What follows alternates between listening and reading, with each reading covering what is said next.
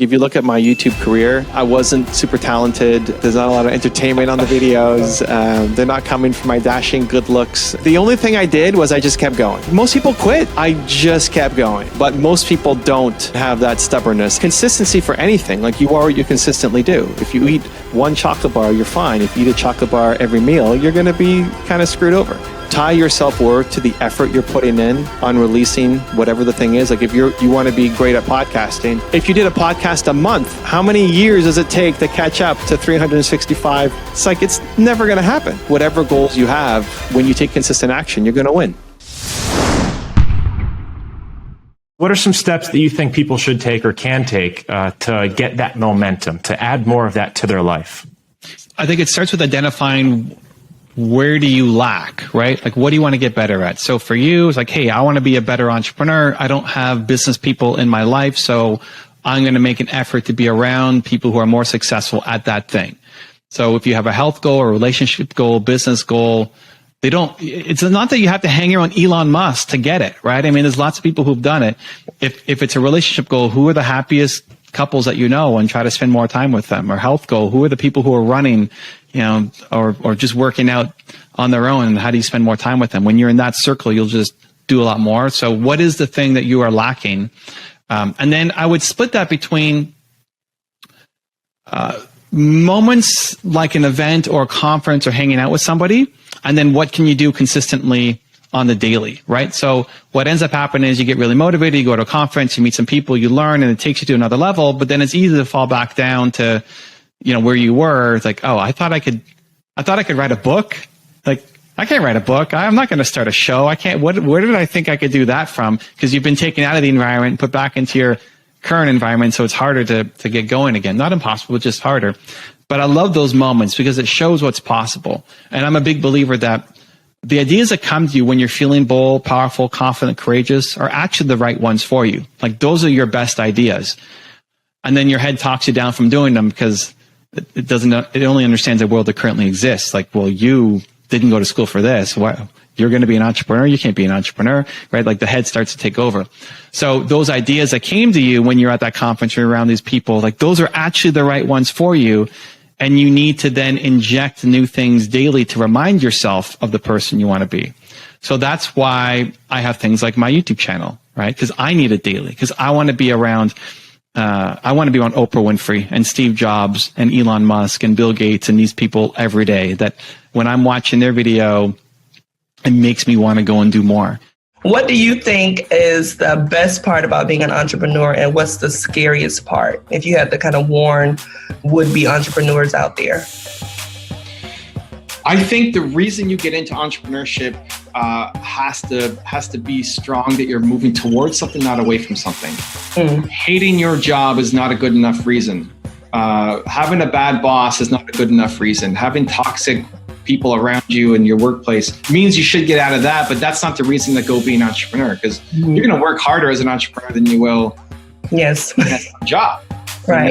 Now you get to set the rules and you get to decide what you want to do, but if you're only in it because of freedom, that's the wrong reason. You have to be in it because you want to make an impact. You have to want to serve. I believe that humans are built to serve. I think it's in all of us. I think it's hardwired into us. And that, how do you serve? Well, your purpose comes from your pain. That the thing that you struggled with the most in life, whatever the most painful moment of your life was, helping other people not go through the same thing that you went through will be the thing that will fill you up for life and will never get old. And so that's the thing that people need to find. I love helping entrepreneurs because I struggled so much as an entrepreneur. So I want to now pay it forward and help others. And that's everybody. So you need to figure out what's the going to that you're creating, not the moving away from, and then how are you going to serve? And if you do that, you'll have success. I think most entrepreneurs, when they get started, they're doing it for the wrong reasons because they just don't like their job, and then they're just chasing an opportunity. They don't actually love the thing, but this is a hot thing to do in 2019, 2020, 2021, so that's what I'm going to do. But if you don't love that thing, you're going to lose. So that's the biggest mistake most entrepreneurs make. What advice would you give to this person to kind of I don't know if it's like to shake things up in their world or just to give them momentum. Wow. So there's a lot there. I would want to know more about the individual, but some generic advice. One, I would expect to suck at the start. I would expect a struggle at the start. I think people expect to be amazing at the start, and then they're shocked by how hard it is when they actually get out and go. This is certainly my case. I expected to be doing way better than I was at the beginning. And I was actually too embarrassed to tell my friends and too ashamed that like I was making no money and I couldn't come out to dinner or birthday parties, not because I was too busy, but because that $20 was too much for me to go out for a night. So expect to suck at the start. I think remembering your why, remembering what you're doing, remember the big ambition that you have. I think if you started a business just to try to make money, you will fail because it's going to get hard, and it's a deep passion for what you do that helps you through those tough times, that you would keep doing it even if you weren't making any money because you just love it so much. It's a part of you. What this is a part of you. You have to keep doing it. If you stop it, a piece of you dies. Like that's what you need to find. And so making money is important too, but it's never number one. There's got to be something more important. If you only did it to make money, you're going to fail. Also, to make sure you're actually taking action after watching this video, I've designed a special free worksheet just for this video. The worksheet will highlight all of the lessons learned in this video, as well as pull out our 3 favorite learnings and quotes that will inspire you to actually do something. The worksheet will also give you space to write down what your key takeaways are and your specific plan of action to make sure you're getting results. If you want the worksheet designed specifically for this video, absolutely for free, there's a link in the description below. Go click on it and start building the momentum in your life and your business. I'll see you there. Perfectionism is really just fear. You're just afraid. Right. So of course, I'm still afraid of many things, but if I can catch it, I try not to be, or do the thing that makes me scared. But to the kill your darlings, one of my greatest fears earlier on in my career was being an aging rock star. And so one of the things that for some reason really bothered me was you look at these rock stars who were big in like the 70s or 80s or 90s or whatever, and they still go on tour. And like, wow, they're still on tour. Like, it's amazing that they're still on tour. But they're still singing the songs they were singing like decades ago. Yes. Like, where is the new stuff? Like, have you had nothing new to say in 30 years since you recorded the thing? Right. And anytime you're judgmental of somebody else, it's self-reflection. It's like it's you're worried about yourself, not about like Aerosmith or whatever. It doesn't care about me or my opinion. And I don't really hate on Aerosmith. So it's like if you are criticizing somebody else, it's like, well, look inside because you have that same thing that you're criticizing. And I realized it was my fear that I don't want to be that. Like, I don't want to be Evan, 30 years later, still making videos, yay, but like telling the war stories of back in 2023 when, I was on with Sean talking about Tom Brady. I want to make new stuff, right? I want to make new stuff. And I think I've overcome that one. I only bring up the past when people ask me questions about the past. But that was a big thing. That was a big fear of mine early on getting started. It's like I didn't want to just hold on to my darlings and sing the same songs over and over and over again. The more that you can make choices that build self-respect and build character, the more you're capable of making more choices like that. People think of it as some giant thing, like whatever your goals are. I talk to a lot of entrepreneurs, so that they want to start their business, but whatever your goals are, your personal, your health goals, your fitness, your relationship, your business goals, whatever they are, it's not just some one thing, one giant goal that you chase. It's the daily minor decisions that you have to make. It's every day you have this choice to, am I going to do the thing I said I was going to do? Or am I going to not do it? Am I going to let myself down again here? Or am I going to do the thing that makes me proud? And it's in these minor decisions that we have every day that ultimately leads to you building your character. So when you started your show, it's great, amazing. A lot of people would love to start a show like you did.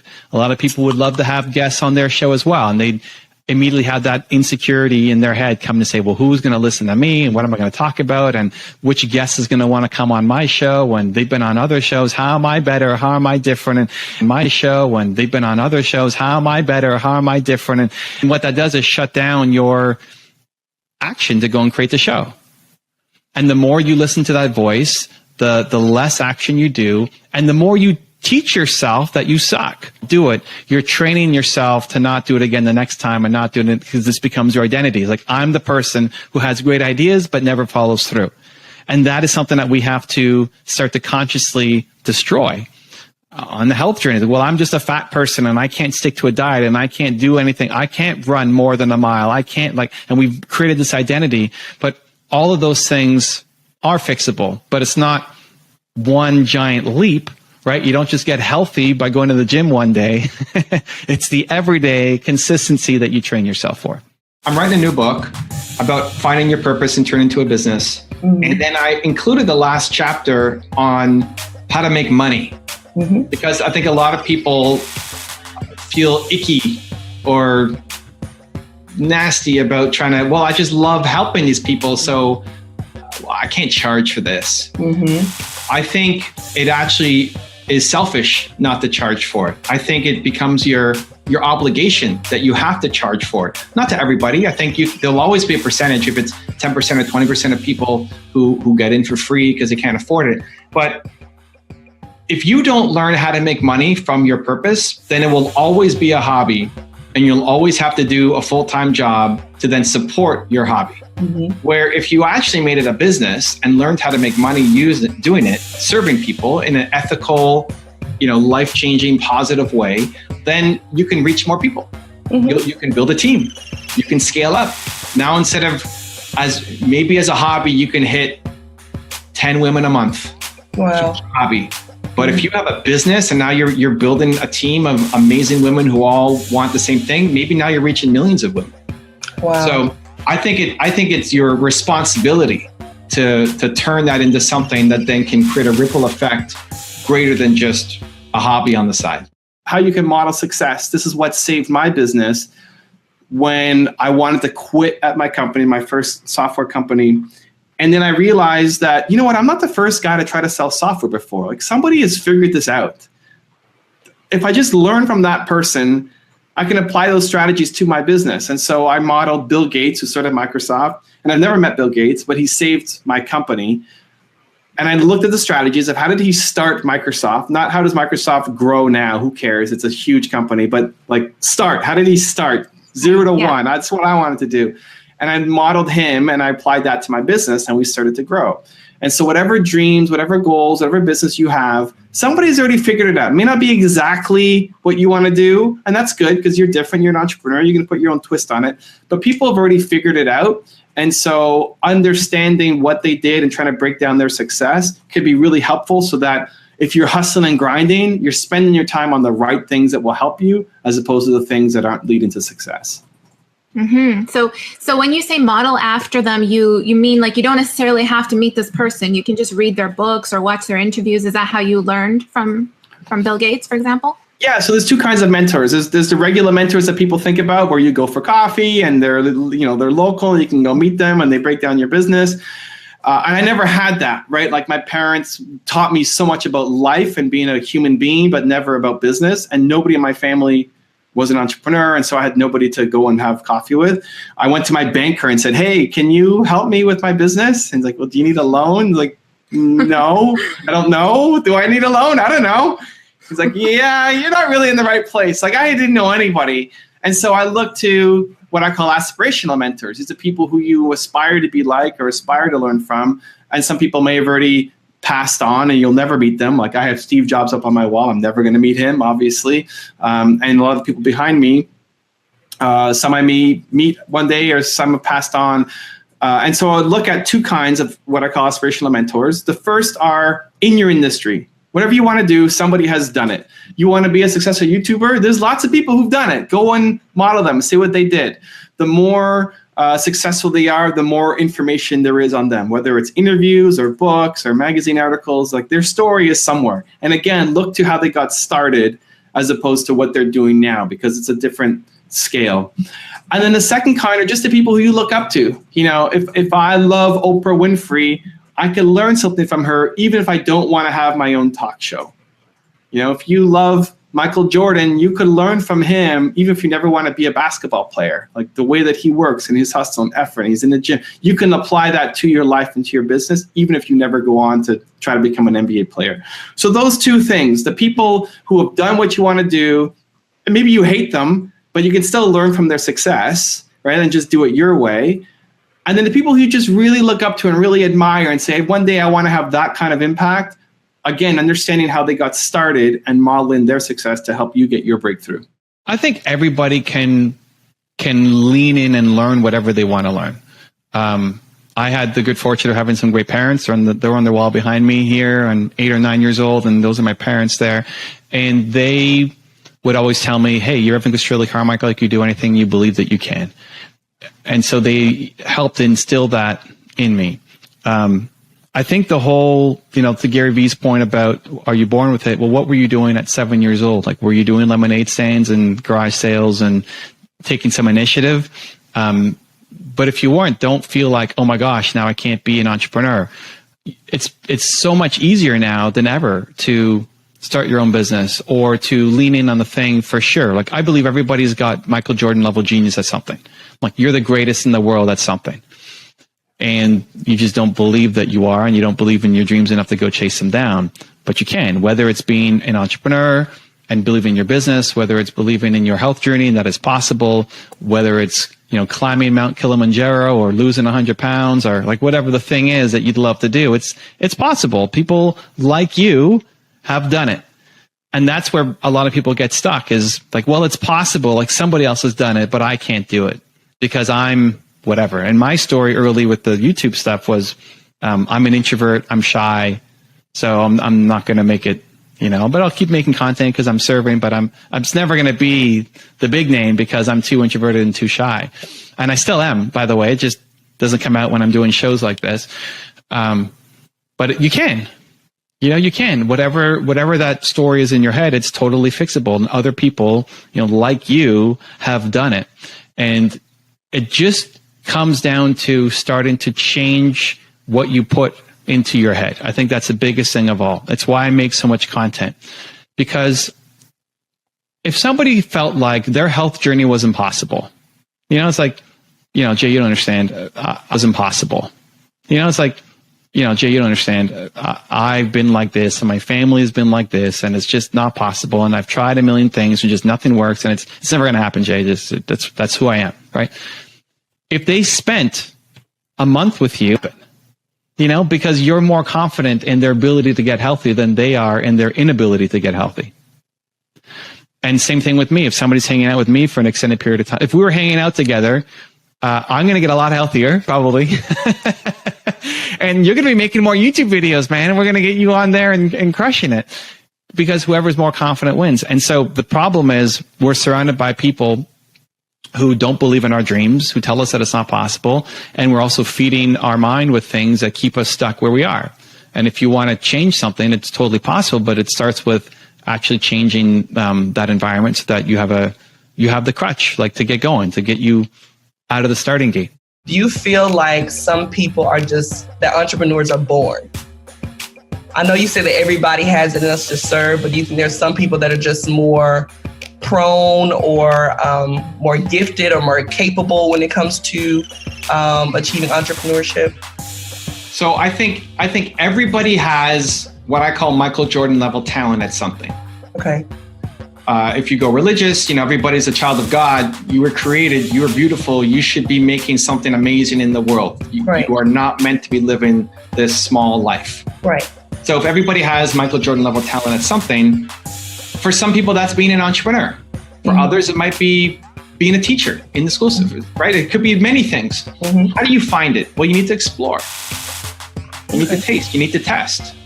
Just like you found my videos, you were searching for motivation and you found them, and then you're like, I like this. And then you dove into it. A lot of times you can't think your way through these things, because chances are the thing that you should be doing is very different than what is in your family and in your circle. most of the time, the thing that you should be doing with your life is very different than what your parents did or what your brothers or sisters or cousins or community or church, people there are doing. Yeah. And so it takes courage to go off and do it, right? If you're working with women who have a belief system of, well, women are supposed to be this way, but then they know that, like, I don't want to be that. I'm greater than that. I know I'm greater than that, right? Yeah. To have the courage to chase that dream down, I think is important. And that's where I think people like you are a voice. There are things that are triggers for me now, like 3 words: scary, difficult, hard. If I say those, think those, write those, I have to go do that thing because I want to teach all myself. together or one at a time? Any of them. Like Okay. if you said, hey, Evan, you should go do X. And I said, oh, that's really hard. Okay. Now I got to do it because I don't want to accept hard as a reason to not do. Right. Hence the Dorito bags. Yeah. Like the Dorito is a crazy, that there are some things with me that are easy to connect with, like introverted, shy, humble, Canadian, whatever. And there are others that are more difficult to connect with. So the Doritos bag is one of the more challenging things to connect with, because that's more of a hard push, where when you're on a diet, the usual strategy is get rid of the food, get rid of junk food from your house. That's what people always say. And I think that's a good first step, but you're basically walking on crutches. So when you break your leg, you use crutches. Yes, awesome. But your goal is to be able to walk and to run and to live a normal life. So if you can only win when you're in your perfect environment, well, what happens when you go on a cruise or office party or vacation? You just pounding back the food. Right. If I'm scared to come and do this show, right? And like, oh my gosh, Patty Ann, I hope she cancels on me. What am I going to answer? I get nervous, right? And I feel my heart. So scary, difficult, hard is one. The other is I have a boom, boom, boom test, which is if my heart is beaten out of my chest, that's a physical manifestation of scary, difficult, hard, which means I have to go do that thing too. So I used to want people to cancel on me. Like if I saw you, I'd say, yes, in 2 months, we'll do this thing. But then I'd see like, oh my God, Patty Ann today, I hope she cancels. I don't want to disappoint her. This is going to be terrible. Boom, boom, boom, boom, boom, boom, boom. Physical sign, I have to go off and do it. Even if I showed up and vomited all over my microphone and the camera because I was so nervous, I would still mentally reward myself to say, you did the hard thing. You have to do the work that you don't see as work. Jerry Seinfeld calls it the torture that you can endure. It's like, for a lot of people, what you're doing, staying up to 3 a.m. just to do a YouTube interview, people are like, dude, that's crazy. That's torture. I would never do that, right?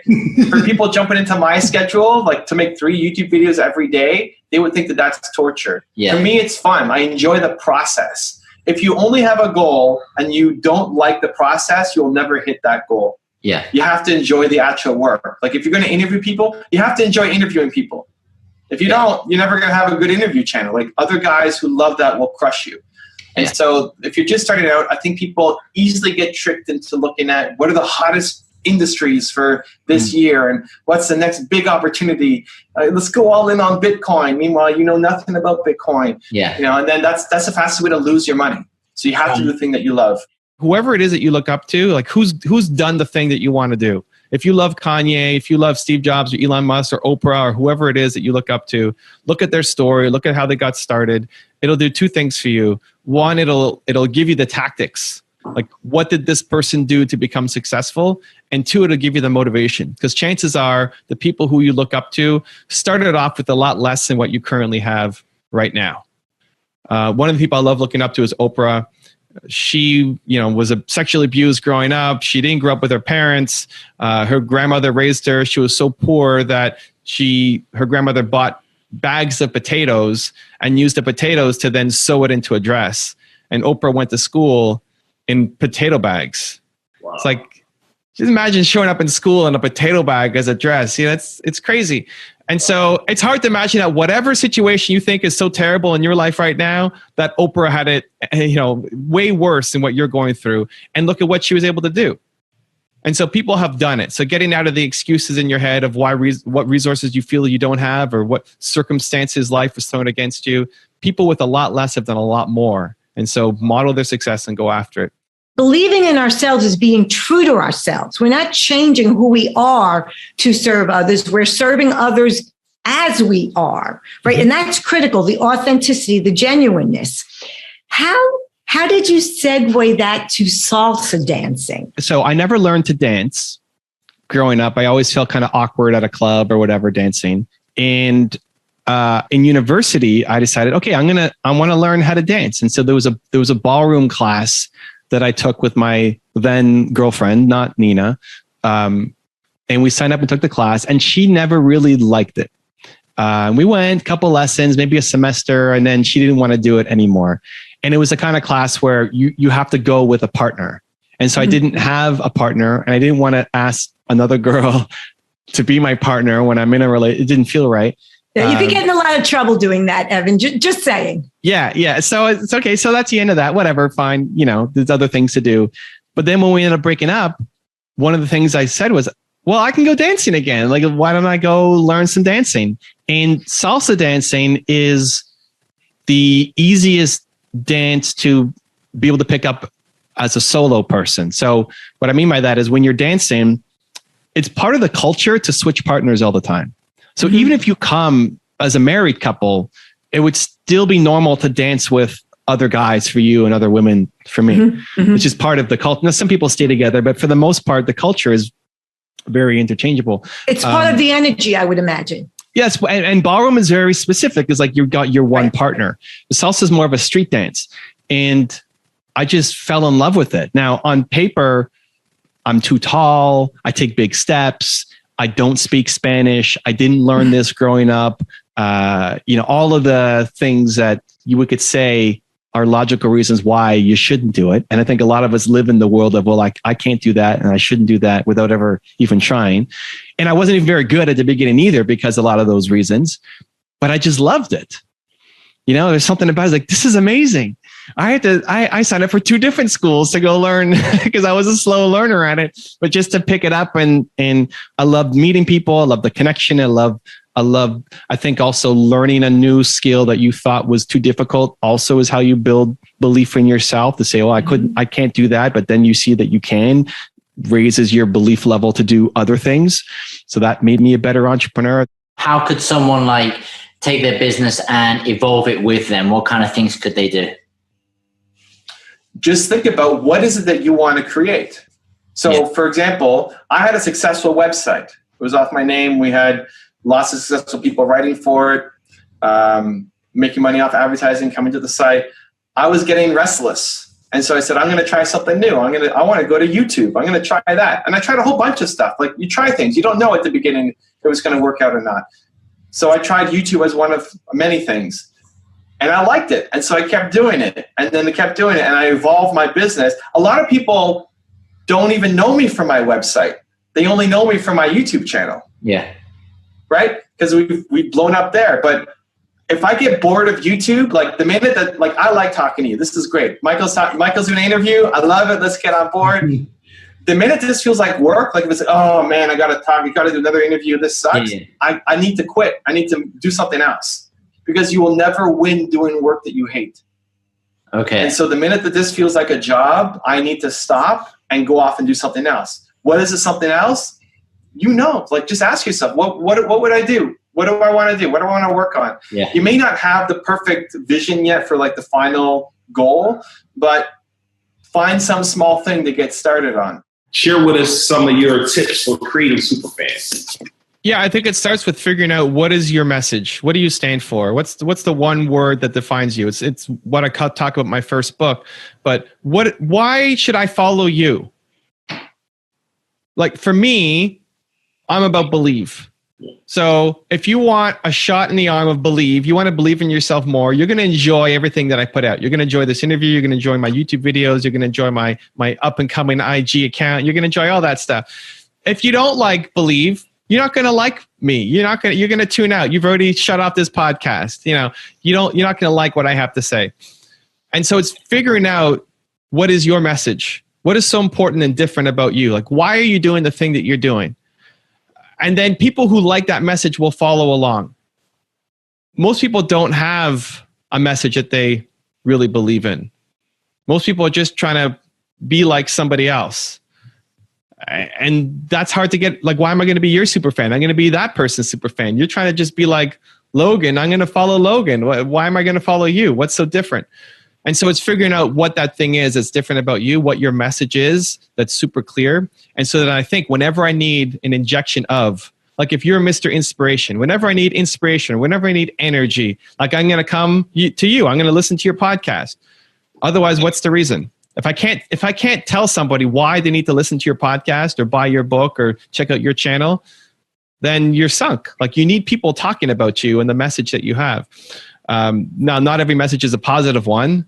You know, some people make their name off of tabloids and making fun of people, and that's escapism. So it's either like people want to either escape the life that they hate, or they want to go and build a better life for themselves. So you're either playing on the comedy or on the making fun of somebody else. It's all escaping the life that you don't have to think about your life. You don't have to think about growth. You just want to shut off your brain and be entertained. Or you want to solve the problems and you want to build a better life. And so that's where you get the inspiration, the motivation, and practical content. So just figuring out where you lie on that path and then being consistent about it. And that's why the journey is important too. Like if you're saying, hey, I'm about inspiration. I want to inspire people. And everything I do, I want to be an inspiration. So I have my clothing line and I have my books and I have my foundation and now I'm starting my podcast. And if you want to be inspired, listen to my podcast every week.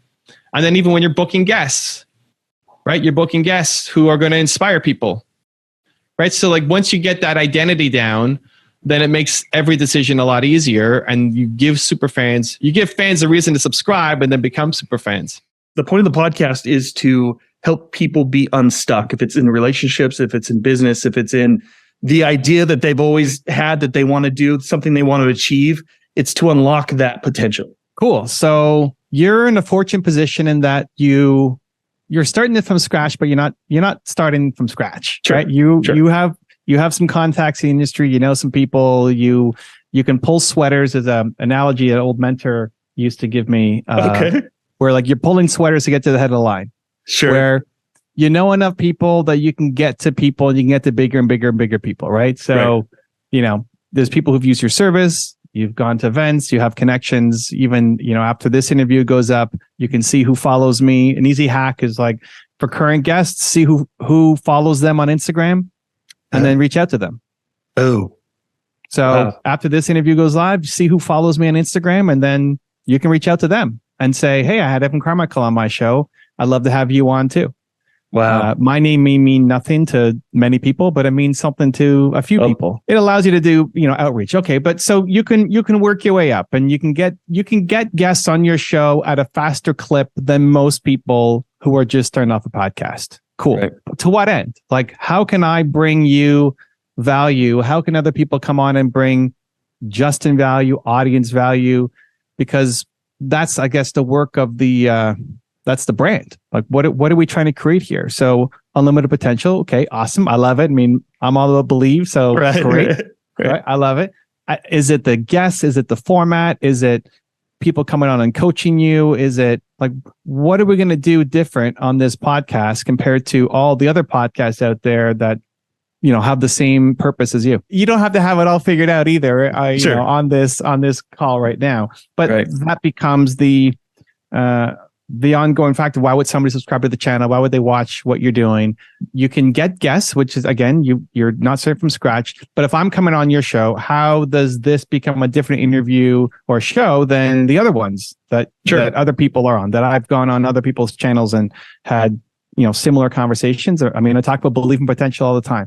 So how does it become different? Is it about my potential story? Is it about your potential story? Is it about diving into a specific, and it all comes from your heart. Like, what do you actually want to create? I don't enjoy being the center of attention. It doesn't do anything for me. Mm-hmm. But where it started to shift was, well, I still want to serve, you know, like I still want to feel like what I do matters to people and that I wake up and I'm having a meaningful impact. And so, whereas I've had to learn to harness the power of the introvert and figure this stuff out as I go, but also learn from other introverts. And that, okay, so I don't like networking meetings. I hate small talk. I don't talk to the guy next to me on the airplane, all of that stuff. But I love meaningful conversations. and I can get like, I see Patty Ann in my calendar, like, this is going to be amazing. Let's go. And so how do you show up with that energy? Well, I don't know. I think introverts still want to serve. Introverts still want to have meaningful connections. Introverts still want to feel like what they do matters. And the more I can tap into that, then my energy and enthusiasm that is in everybody comes out. So that was years of, I wish I knew you 10 years ago. Like things would have been so much better. Have you had those kind of battles in your journey? Yeah, I had one big one. And after that, I didn't have it again. And that was when I was 19, when I was trying to make that decision. All I wanted to do up to that point was I wanted to be a banker, right? That's my dream. And I'm in my last year of university, and I have opportunities to work at Merrill Lynch and McKinsey, was a strategic consulting company. And they fly me to New York and put me up in the Waldorf Astoria and like wine and dine and all this stuff to kind of recruit me to try to join their company. And it was the job that I always wanted.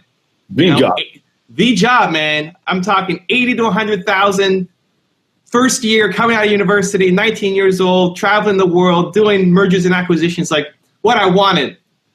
Meanwhile, I've got this company that's sucking. I'm making $300 a month. And it was just something like, I don't know what to do. Yeah, it's confusing. And my parents actually were very supportive and said, you know what, whatever you do, we'll support you. You know, they always told me that I was a Castrilli Carmichael. My mom's last name is Castrilli. My middle name is Castrilli. I'm a Castrilli Carmichael. I can do anything that I wanted. But my friends, they were all jealous. They're like, what? How are you even thinking about this, right? How are you not just saying yes to these job opportunities? And I was really torn. I didn't know what I wanted to do. I didn't know which path to go in. And then the thing that helped me, and the thing that I still use today whenever I'm faced with this kind of decision, is I think about not regretting my decisions. And I fast forward to life at 90 or however old I am when I'm like dying on my deathbed and thinking back, will I regret having said yes or no to this decision? And I could live with saying no to the job because I knew I could get another job. Right. But I couldn't live with giving up on the company because I didn't know if it would come by again. And so I said, I'll give myself a year. I'm going to try this company and see if I can make it take off. And if it doesn't, I'll go back into the job market. And just that idea of not trying to live with regret it was super difficult at that point, like the hardest decision I ever had to make in my life. But ever since then, I just think about it. This thing that I'm thinking about doing now, this impossible decision, am I going to regret not doing it? And then that makes the decision easy. Then I have to go out and do it. Make today count. I try to go into every day thinking, I want to make something today that my grandkids are going to be proud of. So like this interview with Michael, I want my grandkids to see it. I want to tell my grandkids a story about this crazy guy, Michael, who stayed up till 3 a.m. to interview me. And now he's off with Grant Cardone as his business partner, running all of these multi-billion-dollar real estate investments. Like I want to make today count. And I think it's so easy to put something off till tomorrow or the next week. Like, that's a great idea that I learned from Michael. I'll do that tomorrow. And then it becomes the next day. And we think we have so much time. And then you look back, it's like, where did the past 5 years go? Like, what happened? I wanted to do all these things and nothing has happened yet. And so again, if you approached every day with the mindset of today, I'm going to make something that's going to count. I'm going to make something that I want my grandkids to see. And again, if you take that approach every day, you're going to make some amazing things over the next year. We all want to wake up and feel like what we do matters. If you woke up and you felt every day that you don't matter to somebody else, that the work you do is meaningless, it doesn't matter, that's the path down to anxiety, stress, depression, suicides, where a lot of people wake up and feel like just today's doesn't matter. Nobody cares if I show up or not. But on the other hand, if you felt like today's going to matter, today it'll mean something. I'm going to make something. I'm going to show up for somebody. It's going to touch maybe not 1 million lives, but like one person's life.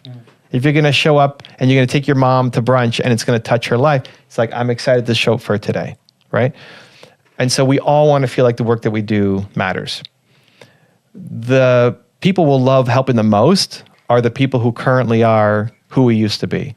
So when I said your purpose comes from your pain, whatever you struggled through that made you feel like the biggest loser of all time, is now what you want to help other people through, because there's lots of people right now who feel like that loser. And they'll learn from you in a way that they won't learn from me or Eddie or Oprah or somebody else, because you have a different story. And so we all, helping and serving is hardwired into our brains. It's the same. They did functional MRIs on people's brains and found the same part of the brain lights up when you're serving or helping as when you're having food and having sex. So it's like we crave the desire to want to help people.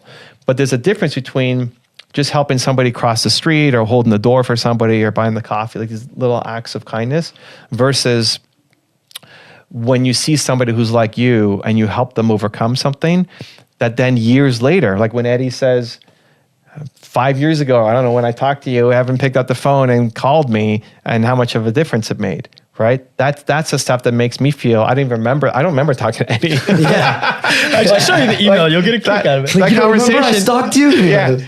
I mean, I remember you outside the bathroom, so but like that, those are the kind of things that feel really good. It makes me want to keep doing it, right? That Eddie said, hey, you took a chance on me and gave me half an hour of your time or however long we talked when I was just getting started. I mean, I do that for a ton of people who also don't go anywhere, right? So it's not like, it's great to have a success story, but not everybody turns out to be an Eddie as well. But that becomes proof that I should keep doing it. It makes me feel good, right? You stopping me outside the bathroom leading to this, we have a good conversation. It makes me want to say yes to the next guy. If it's a total, like a disaster and the building's locked and his microphone's not set up and it's like, oh, well, maybe I don't say yes to the next guy. I don't know, right? So, but we all want to feel like the work we do matters as important to people. And every time we feel that, it does so much more for our soul than just holding the door for somebody or doing a random act of kindness. As a creator, we often tend to kind of compare ourselves to others and lose the focus of the people who are already here, who are already following us and enjoying the stuff we have, showing love. And we try to kind of focus on the stuff we don't have. So that one really resonated. This is one of the things that helped me back the most, because my biggest fear is disappointing people. My biggest fear is that I'm gonna get on stage or I'm gonna come to an interview and I'm gonna let you down, and I'm not gonna have an answer, and I'm not gonna know what to say, and I don't want to waste your time. I don't want to waste the audience's time, and that used to hold me back a lot from keeping the momentum going. I might start one thing and then like there's an opportunity and then say no or cancel or back out or like hope they would cancel on me because I would be afraid that I would disappoint people. So the thing that always saved me, that I still use today, is focus on who you are serving. Like focus on who you are serving instead of who you aren't. We, in the comparison game of starting a YouTube channel or starting an Instagram account or getting on TikTok, it's always easy to look at, well, but look at whoever. Look at the number one, look at what Joe Rogan's doing, or look at what Evan Carmichael's doing, or look at what whoever else is doing. And the game of who you're not never ends. There's always somebody who's better than you at something, right? Like the only thing that you're best in the world at is being Timo, right? The only thing I'm best in the world is being Evan Carmichael. And there's always people who are better than me at all these other skill sets that I want to learn and get better at. And that's great, because we never want to stop learning. You never want to have it all figured out. We want to be able to climb forever. But if you're only living in the world of I'm not enough and like who you're comparing yourself to, I think that's what will often lead to burnout. That's what will lead to people quitting. That's what will lead to people killing their momentum, as opposed to saying, I am helping people, right? Like focus on who you are serving instead of who you're not. So in my first video on YouTube had 3 comments on it in a year. And one was my mom, and one was my sister, and then one was some random guy. It was like, so in a year of my first video going up, when people were like, I didn't get any comment. Man, my first video for a year only had 1 comment by some random guy who I didn't know. And I saw that and like, hey, somebody commented on my video. This is great. And so if you can focus on people, they post something on Instagram and they have 40 views on a video and you say, oh, I'm such a failure. Only 40 people saw this video. Well, imagine if you were going to go speak at a library or a school event or something, like 40 people showed up. Wouldn't you be excited? Wouldn't you be nervous? Wouldn't you be like, oh my God, there's 40 people here coming to see me? But because it's online, we feel like we're just a failure because somebody else posted one and they got 40,000 and you're sitting here with 40. And so I always just focused on who I was serving, those 40 people. Like 40 people watch this video. And maybe for one of those people, that this was a life-changing video. That for one person, the thing that I said was the piece of advice that they needed to move the needle forward in their life. And that always gave me more fulfillment, more happiness, more positivity, knowing that I am helping some people and that I can continue to help more. And when you start doing the work to help and focus on those 40, they take you to the 40,000.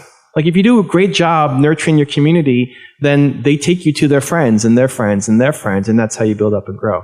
So yeah, I think the comparison game can often hold us back. There's some advanced strategies around that can work, but when you focus on who you are serving instead of who you're not, I think it leads to a lot more happiness, which leads to a lot more momentum as well. Was the purpose to serve was also a kind of like something of serving yourself too? Was that were you attached to that serving? Yeah, I mean, the ultimate form of happiness is serving. Yeah, I know. If you want fulfillment, it doesn't exist unless, I don't think it exists unless you are serving other people. Like, I think as humans, we want to wake up and feel like today is going to matter. Mm-hmm. Everybody wants to wake up and feel like today is going to matter and mean something to somebody else. Mm-hmm. And some of us, you and I, we want to impact the world. We want to have a big, ripple effect that our positivity, reaches everybody. Mm-hmm. And other people, my wife, they just want to serve the closest people in our family, like the 25 closest people to us. But in either case, we all want to wake up and feel like today is going to matter and mean something to somebody else. If you woke up every day and felt like it didn't matter, if you woke up today and felt like nobody cares if I show up, I'm not doing anything meaningful, my boss doesn't care about me, like it's just a waste of time. Like that's the path to depression and anxiety and stress and suicide and all, a lot of problems that we have because people don't feel like, most people wake up and drive to a job that they hate. They don't feel like what they're doing matters. Where on the flip side, if you woke up and felt like today was going to matter and mean something, then you're much more likely to show up with energy and hope and optimism. And so I'm trying to do that for me. Every time I go and help somebody, I feel better. Mm-hmm. Right. So it's like, this is part of like, we are interconnected as humans where we want to feel like we're going to do something that's going to mean something to somebody else. For people who don't know what their direction is, where they want to go, you said, try different things until you find something that works for you. Like, can you elaborate on that? Or yeah, at the beginning, it's a messy process because you grow up in a circle. And it's getting easier with YouTube and internet, et cetera. But if you grew up, I think of me growing up, who did I know? It's my parents, my family, my school. You're kind of restricted by your environment. Now, at least we have YouTube videos and you can learn whatever you want to learn. There's people out there. When you're struggling to figure out what your career should be or what your next move should be, I think you'll have moments in life where you have absolute clarity. Like maybe you're in a moment now of absolute clarity. I want to get my podcast actually like kicking ass, right? So that's where like blinders on and go kick ass on your podcast, right? You don't need more. You don't need to get into NFTs and like some AI and crazy stuff. Like go kick ass on your podcast when you have clarity. And there's other moments in life, and it's not just a like you'll have moments in life where you don't know what to do next. You sell your podcast, it blows up, you sell it, and you're done. It's like, oh, wow, what do I do? And that's where you expand open to say, okay, I need to try a bunch of stuff to see what connects with me. So should everybody be an entrepreneur? No, but should everybody try? Yeah. Because how do you know? Should everybody love sushi? No, but should everybody try? Yeah. Because how do you know what your favorite food is if you only eat pizza and hot dogs all day? How you started to create your YouTube channel, because myself, along with many other YouTubers out there, are people who want to build their YouTube following. What do we do? How do we start to build and grow our YouTube channel? One is you just start. I think people are in their head too much. I think people, they're trying to be perfect. You're in some big impossible plan up in your head, and then as a result, you don't do anything. So you need to start. You need a phone, film. Get your phone out, turn it sideways, and start to film and post your first video. Right. What, Marla? It's going to suck. Your first video is going to be terrible. Like anything ever in your life. Like you got up on a bicycle and you fell off. You know, you didn't just get up and ride. So don't expect to get on YouTube and be great on camera. You know, you could have great, like even you've got great speaking skills and you're great with people and you love interviewing and you love talking. It's still a learning process to get great in front of the camera. Some people can shortcut that path, but it's still a path. And so just start. Get out of your way. Stop being perfect. Expect it to suck and just start. 2, I would say you need to be consistent. So it doesn't matter where you start. Where you start is not going to be where you finish, but you have to move. And you got to move consistently. And so there was a great quote. I think it was Will Smith, but he was talking about how I'm not responsible for where I started. You know, I was born where I was born. I can't change that. But I'm responsible for where I finish. I get to control where I go in life, no matter where I started. And so people blame their start and then they don't move. But it's like it's on you. It doesn't matter where you came from. You can go anywhere. And so consistency. You got to practice. You got to get better. You got to make daily content. If you want to get good at something, if you want to be Oprah Winfrey level talent at something, you have to do it daily. You know, if you were making a video a week, you're just never going to get world class at that thing. Just like anything else. If you did anything else once a week, you would never become world class at that thing. Might get decently good. If you want to be a chef and you're only practicing cooking once a week, you're never going to be the Oprah Winfrey of cooking of that, right? You're never going to do it. So you need to practice more. So 1, just start. Start with what you have. Start immediately today. Like Happy New Year. Let's start right now. Today. We're going. We're not waiting. And then every day you need to practice. You need to practice, and you will slowly get better. How do you feel about this kind of like world that is speeding so quickly with information? How do you find that focus to be like, okay, I have my faith, but it's overwhelming? Like how do you find that kind of place? So is there a routine? The first step for me is flipping it to get excited. So when something new comes out, it's like, okay, I'm excited to go learn that thing. AI comes out. Cool. Let's go learn about AI. It's like expecting to suck at it. I don't know anything about AI. I don't know how to program AI. I didn't know how to do anything inside of AI. And okay, let's go learn. We're filming this video on the day after Instagram or Facebook just launches Threads. Right. So Threads just come out. It's a Twitter competition. And most people are like, oh my gosh, Threads, another social media thing. Why do we need another place to go and doom scroll on? And great. Like let me learn about Threads. This is exciting. I just try to teach myself that when there's something new, let's go learn it. It's exciting because the rate of change is not going to go slower. Right. I agree. So this becomes your key adaptation technique, is that anytime something new comes out, get excited, go learn about it. This is how you can start to win. And for anybody who is earlier on in their journey, whenever something new comes out, that actually becomes your secret hack to go off and win. So if you're trying to get started and you're on Twitter, it might be hard for you to win right now because people have already been, it doesn't mean that you can't. So you start creating, great, but go to Threads. It's brand new. All the people who are on Twitter don't want to go to Threads because they built up their audience. All the people in Hollywood didn't want to go to YouTube.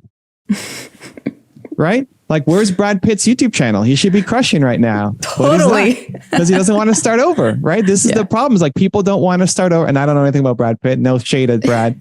But some people make the jump. Like Will Smith made the jump and starts blowing up on YouTube. But a lot of people don't. A lot of people stick to one platform and then they slowly become irrelevant.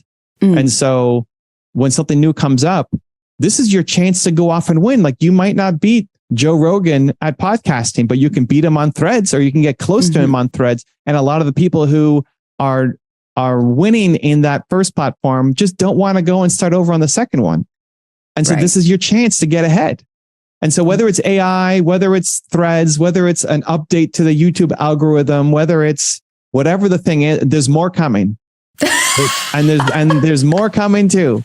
So training yourself to be the person who gets excited for new changes, because that's your chance to go and win, have a bigger impact, make more money, whatever actually drives you, spread more faith, right? Whatever actually is driving you, this is your opportunity to go off and do it. And so for me, that's always been the default, where okay, well, I don't know if it's always been a default. I think I've trained myself to get more excited about the new things that are coming up.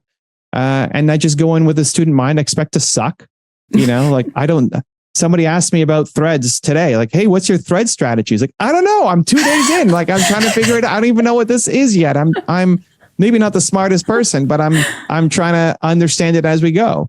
Or when some new AI tool drops, okay, let's understand what the heck this thing even does and learning how to use it. So, but it's just getting excited about it and putting in a little bit of effort to learn how to do it. Because so many people, they just get stuck on, I don't know how, and it's new and scary. And so I don't do anything, where really you're actually not that far away from making momentum if you just put in a little bit of effort. Are you of the opinion then that if somebody has a job, but they have a feeling that they want to be an entrepreneur, but they're afraid of leaving their job, are you of the opinion that they should take steps towards that? And if you have a feeling for something, try it and just see and expect to suck, but at least you tried and you can see, do you want to go off and do it again? You had a feeling in the coffee shop to come and ask me to connect.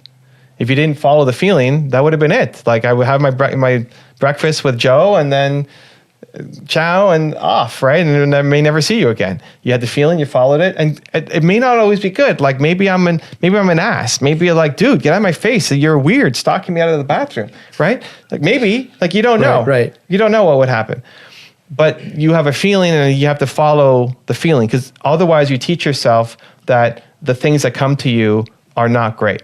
Because if every time you get an idea and you don't follow through, you're teaching yourself that your ideas suck. Versus, I have an idea, I'm going to give it a shot. That's a great identity to start to build. It doesn't mean go mortgage your home to go start a podcast studio. Right. Like, expect to suck and find the smallest possible thing to just go and get started. So somebody who's working a corporate job that hates their life, okay, you're never going to win doing work that you hate. So longer term, something has to change. It doesn't mean go like take a flamethrower to your boss's office or something now. Like, you need the money, you need the cool. Awesome. But longer term, like, we have to make a change somewhere, because you will never be great doing work that you hate. You're never going to make the money, you're never going to be happy if you're doing work you hate every day. So how are you going to get out of that hole that you're in? Is it going to be somebody else telling you what you should do with your life? That's going to be like, you have ideas for it'd be cool if I could do this. Okay, go give it a shot. Try it. See if you liked it. Your first podcast sucked. Cool. And you get better. Like, you're better at 8 episodes in than I was at like 300 episodes in, right? So, but you try. And so I think if you have the feeling, you want to teach yourself that you come up with great ideas and they're worth at least giving a shot to.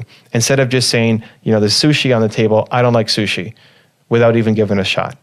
Because it sounds gross. Like, if you had to explain what sushi is, raw fish with fish eggs and seaweed with rice and super spicy mustard, that doesn't sound appetizing, right? Like, why would anybody eat that? But then you eat it. No, I like sushi, I don't know you guys, but you don't know until you try it. So, like, you're judging things before you're trying it. And especially when it's yourself, you're judging your ideas before you even try it. You're building the belief that your ideas suck and that you suck, and then you stay stuck. And so I at least, encourage myself to try to flip that I have ideas that saying yes to you. Okay, let's go. I'm not going to judge it. Let's go do it. What skills does someone need to get into this area of wanting to be an entrepreneur? What does it take? I don't think skills are the problem. I think you can learn anything if you have a commitment and passion to learn.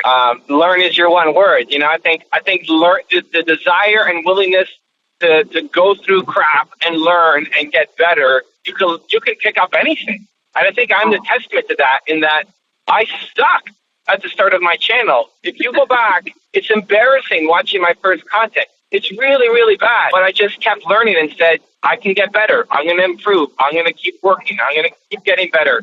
And it worked. And so more than any specific skill, I think it's the mindset. It's the desire to learn and understand that I can do better. If you take that into any field and match it with some self-awareness, I think you're set. Like, there's so many different ways to win as an entrepreneur. There's so many different ways. Yes. You may not win the same way that Gary Vee wins. And so to have the self-awareness to know, hey, I'm Marla. I'm great at talking to people. I'm going to do a talk show. And then you can model success, and you can learn from Oprah, and you can learn from Larry King, and you can learn from all the great talk show hosts and model some of their styles. And every time you do that, you learn a little bit more to be a better Marla and keep growing and keep getting better. What do you think we gravitate towards negativity a lot more when we know it doesn't make us feel good? Because it definitely drains you. It causes an impact. I think it's biological. It's like it's like from the history of us struggling, right? Has to be. I mean, I don't know. I'm not a scientist, and I don't have all the answers there for sure. But like, why do we slow down and look at a car accident? Even if it's on the other side of the road. Totally. You know, can like get hit by looking at somebody else. Like if a fight breaks out on the street, it's like you want to see what happens. Like where we are, I don't know where it comes from, but like it definitely is that people would rather consume negative things. Like if my first video was the top 10 rules for Kanye West, and it was positive things you can learn from Kanye. If that was a negative, like top 10 stupidest things Kanye has said, it would do so much better. Because I think if I'm looking at it from the perspective of what I do, is like we would rather see people fail than try to build ourselves up. Right. You know, it's like, oh, look at Danae. She's got her podcast and she's been on movies, and look at her building her life, and she made it out, and now she's in LA and she's such a big deal, and yada, yada, yada. And it's easier for me to try to tear you down and want to see you fail than for me to say, like maybe I can fix my life. Maybe I can go to LA too. Maybe I can start a podcast. Maybe I can, and whatever the things are that, jealousy is really just, inspiration that's been mutated. Oh, wow. If I'm jealous of you, I'm actually inspired by you, but I don't know how to handle it. So I take it negative. Totally. So it's easier for me to tear you down than for me to try to work on myself, because I don't have to do any work that way. Right. It's like, but she like totally sold her soul to go do that. And I'll make up some stuff that like doesn't even make sense, but it allows me to stay where I am. Right. So that's why a lot of even our friends and family will often say not to go do something, because if you go off to LA and you start becoming a movie star and you start meeting people, what does it mean for me? Like you left me behind, and now my life sucks because you're showing what's possible. And I'm living in a fake reality. I don't want to accept that. So it's not possible. You must have had to do something super scammy to be able that is wrong. Yeah, terrible. Yeah, like you killed somebody or whatever. You hide someone in the closet and it's not coming out. So I think that's like doing work on yourself is hard. Very. Learning new skills and making new connections and going to a new country or new city is hard. It's really hard. And we don't want to do hard things, but your great life is on the other side of hard things. And so when we see somebody else who looks like us, comes from similar background, we want to find a reason why that person should not be successful. We'd rather hate on them than be inspired. Not everybody, but a lot of people. Yeah. Because we prefer to stay stuck than to grow. The idea with 2% difference is when we come up with an idea, like I'm going to launch a YouTube channel. I'm going to write my own book. I want to start a Instagram book account. Like I want to do whatever. We all have these ideas of what we want to do. The first thing that we typically do is start planning, planning who's done it before, who can I model and learn from, all these ideas. And we create this giant list of plans. And what we're trying to do is plan to the 100%, which is like, that's what our final destination is going to look like. How do I plan to get my goal? And then we end up waking up the next day and you look at your plan, you're like, I can't do that. I thought, what? I'm not going to do that. There's no way I can do that. It's not even like us telling our friends or our spouses, or it's us telling ourselves that we can't do this. And so the problem is we used our energy, our mojo, our best, like high vibes on planning instead of on doing. Where again, the biggest thing people are missing is just momentum. Planning doesn't really count as momentum. You have to go and do something. And so instead of worrying about planning to get to 100% of our goal completed, the 2% difference is just start with the first 2%. What's the first 2%? And we don't care about getting to the end goal. We just care about getting started. So that was me in writing the book. Okay, well, I'm going to write the book after this Instagram Live. I'm going to start right now. It's easy for all the thoughts to start to overwhelm yourself. And I did. Like, I don't have time for this. This is not on my plan. I'm busy. I feel like I'm going to be a bad father, a bad husband, a bad manager, a bad CEO. Like, I don't have time for this, right? And I share all those thoughts in the book too, so you can kind of peek behind the window. It wasn't like I really was desperately wanting to do this going in. And then I just started writing. So like, if anybody out here, you want to write your first book, cool. The 2% difference is write the first page. And it's okay if it sucks. If you want to start a YouTube channel, the 2% difference is record your first video, and it's going to suck. Awesome, cool. But more important than planning how to make a book or planning how to record a YouTube video is to just start doing the thing, and you build momentum.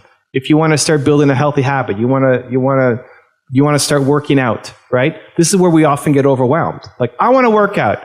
I want to look good next year. I want to feel comfortable naked, or whatever we want to be able to do. Cool. So it starts off with this very simple concept. But then the doing becomes really complicated, because as you start to plan and research a health journey, right? It's like, oh, well, do I do weights? Do I do cardio? How much of each? Do I do classes? Do I hire a coach? How much am I supposed to weigh? Am I going to hurt myself? Am I going to injure my back trying to do this thing? Maybe I should go do soccer, or pick up a sport, or pick up basketball, or, but do I need a partner to run with? Like, can I overtrain? And how about nutrition? Like, do I need to drink, am I drinking too much water, not enough water? Do I need to go carnivore or vegan? And all of a sudden it's like, this is what happens. We get so overwhelmed with all the potential options, which then leads us to try to plan some more. But then you can't understand all of the various options. And then we end up getting, this is crazy. I'm not doing it. I'm out. I'm done. And then you stop before you even started, right? And so the key is 2% difference. If you want to start a health journey, get down on the floor and do 5 push-ups, or 10 or 2, right? Is it going to make you extra strong? No, but it's the first step. And most people wait a decade to take the first step. And so that's what the 2% difference is all about. What advice do you have for aspiring YouTubers that are starting from ground one? Expect to suck at the beginning. Expect to suck. Like, you might look at Alan and say, wow, Alan looks so great. And he gets all these guests on, and he looks so professional, and he asks these great questions, and he looks so comfortable in front of the camera. And like, I wish I could be Alan.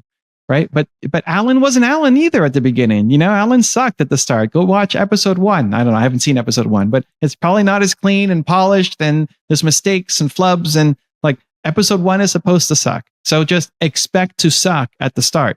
Don't take that as you suck as a human. Like, that's the problem. We make something, it sucks. We watch ourselves back on camera. It's like, oh my gosh, I was so bad. I can't believe it was that bad. And then we internalize that to feel like, well, we suck, and I'm just not good at this, and it's not meant for me, and I'll never do it. No, like, you get on a bike and you fall off. This is the nature of learning any skill. It's just a skill. So expect to suck at the beginning, and then create, make another video, and another video, and another video. It took me 350 videos until I wasn't completely embarrassed by my stuff. Like, I couldn't watch it back. I would press play. Oh, it's so bad. 350 videos. And 700 videos until I inspired myself, where I watched the videos like, you know what? Like, I might be getting good at this thing, huh? 700 videos in. And I think most people can get there a lot faster than it took me to get down that path. And we just have these unrealistic internal expectations for how good we should be. So expect to suck, and then just go, create, and keep making content. I think one of the biggest mistakes I made early on when I had any money was I just tried to invest it and put it into the stock market. And I remember, like, I had $2,000. Like, okay, I'm gonna put it in the stock market and it's gonna grow. I was like, oh, it's like taking so long to grow. It's only $2,000. Where Jeremy actually made a much smarter call. Like, I think at the beginning, you invest in your skills and you invest in your network, because that $2,500 investment that Jeremy made now has a mid 6-figure or high 6-figure business every year, because he came to that event. But if you just put it into the stock market, sure, it would grow.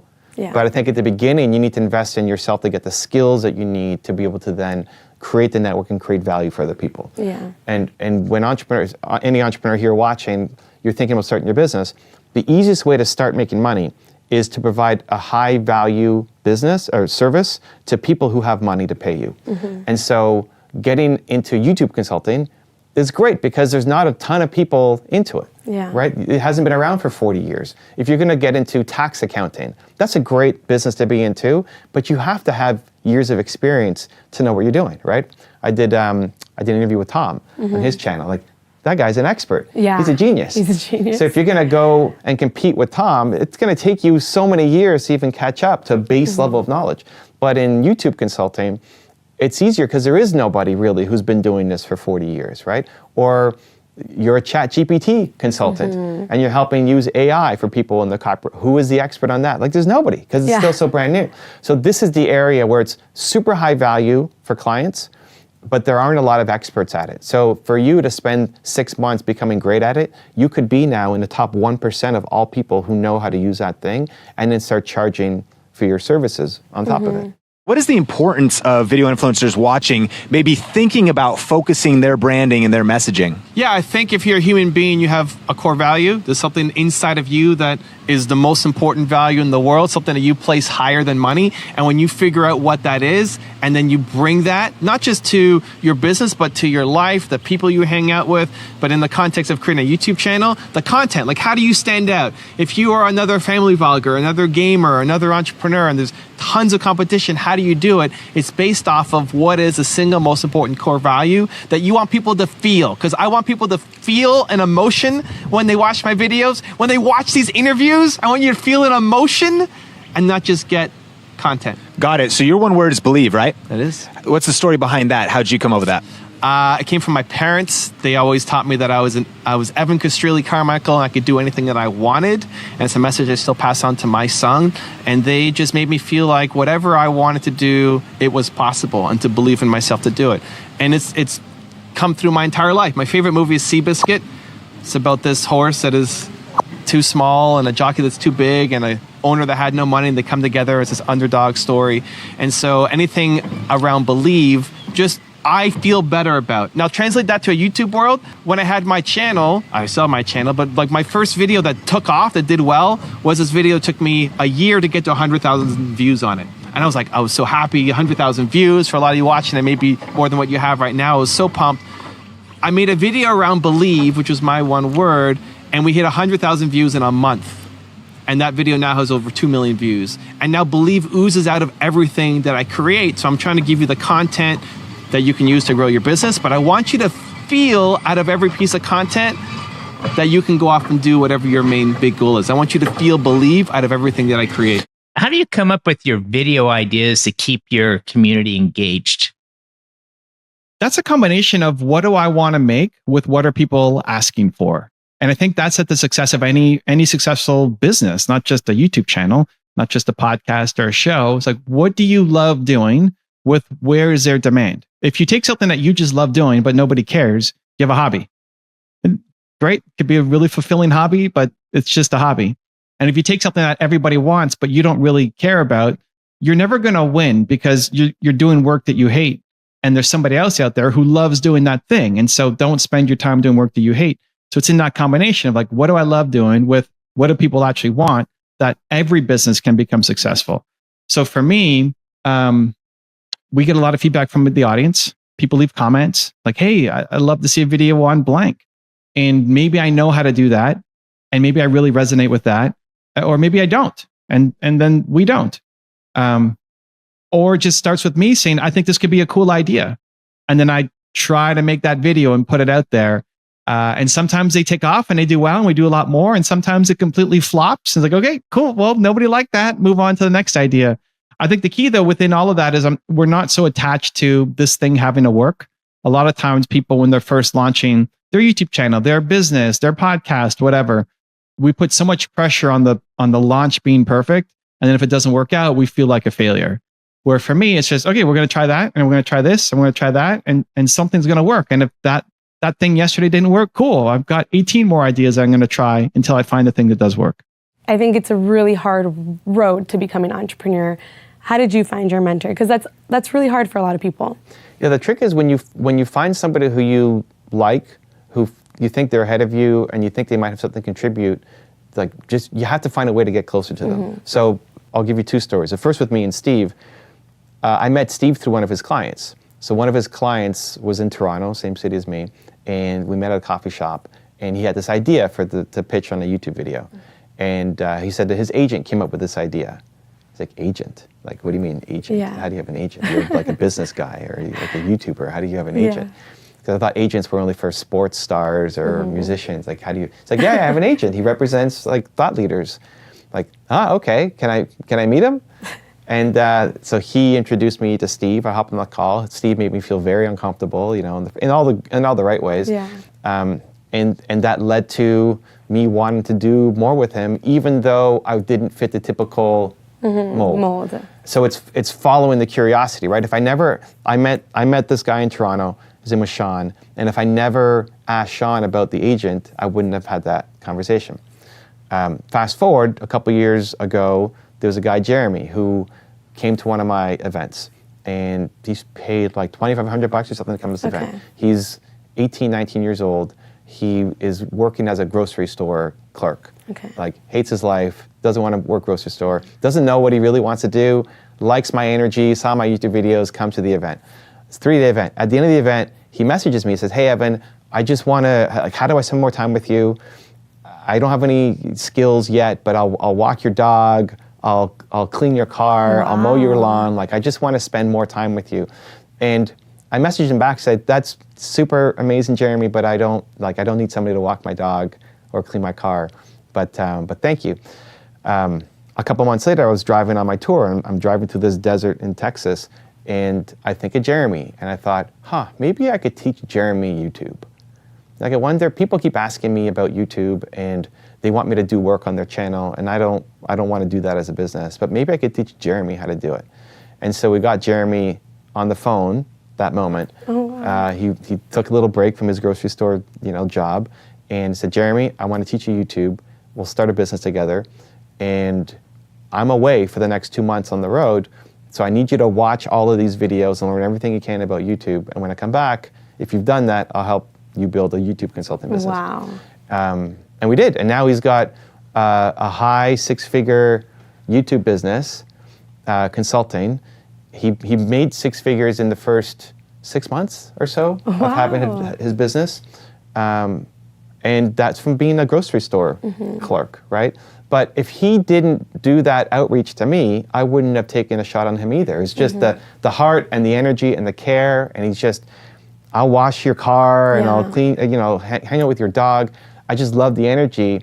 And even though nothing came up in the moment, he was in the back of my mind to say, okay, maybe I should do something with Jeremy. And so it's trying to be in a room where you get to talk to them, but then it's almost uncomfortable, like, next ask, and showing your hunger and your commitment level. And then the key thing is, when you get that, is you ask one question to the mentor, because successful people actually love mentoring, but they also hate wasting time. Like, time is the most valuable asset, and they love mentoring, but they hate wasting time. And a lot of mentees waste time because they don't do the work. So the best thing you can do, if you're trying to get into a mentorship relationship, you ask one question. Like, what's the one question? You've got to ask Robert Kiyosaki one question. Like, what's the one question that you want to ask him, right?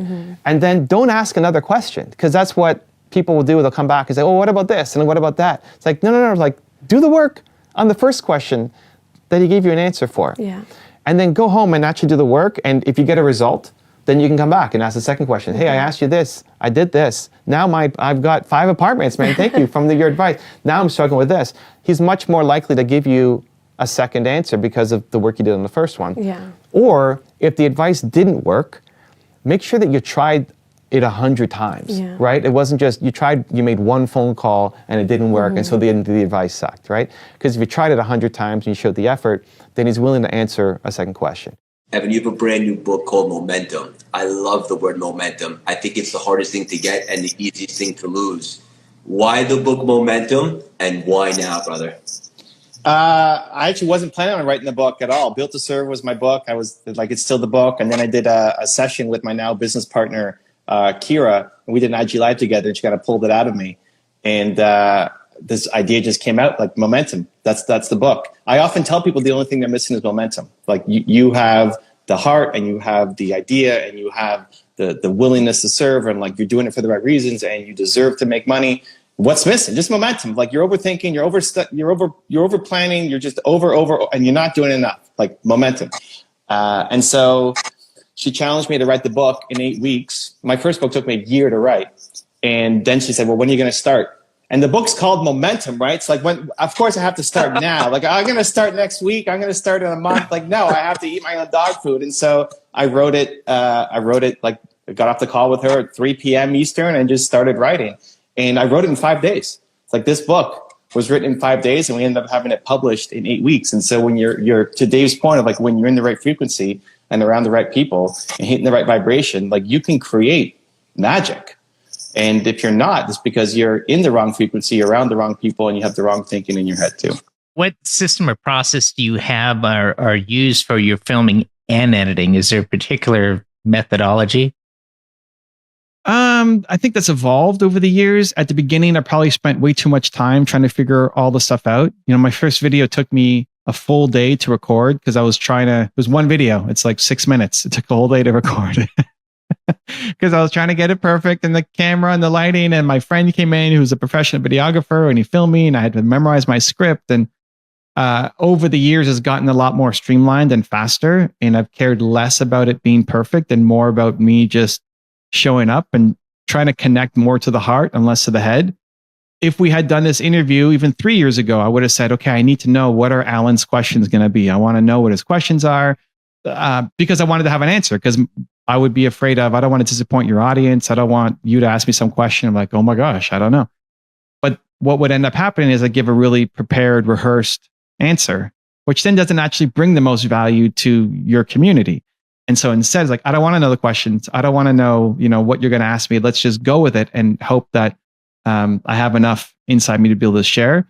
And so I wish I had done that sooner. If you look back, I probably wouldn't have made changes, but like if I could talk to Evan, who started this channel at the beginning, it's like, don't be so stressed out about saying the perfect words and having the perfect lighting and gear and editing process. Just go, make, create.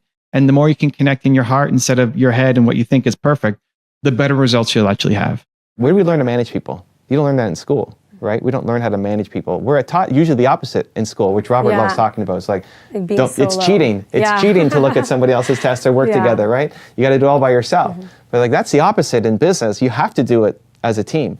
So where do we learn the ability to manage and delegate? We don't, right? I think a lot of people, even if you think about school projects, we're usually the ones like hard carrying the school projects. Or we're taught to be like the smartest person in the room, right? Like you always want to compete against the person next to you. Yeah. Or Robert teaches us like, you don't want to be the smartest person in the room. You want your team to be the smartest people in the room. It's completely counter to what we learn in the school system. So great.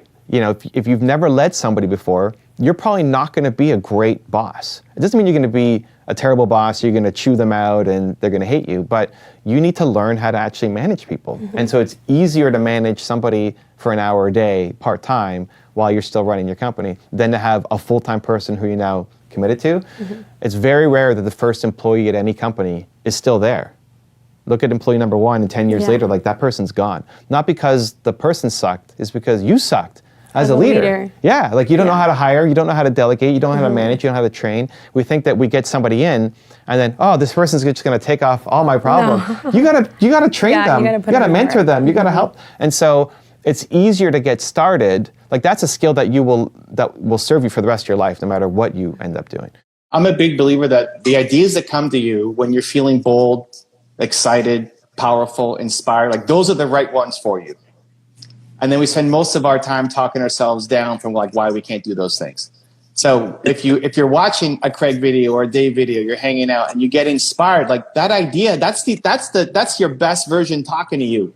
And you owe it to you to go do something and take the first step. Like you get inspired to go start your own IG live or your own YouTube channel. Awesome. Like just make a video. People get caught up in like, well, what camera and what microphone and what am I going to talk about? And then it's like, it's over. Like just press record and make your first video. That's the first step. And that's like people take a decade to get to the first step.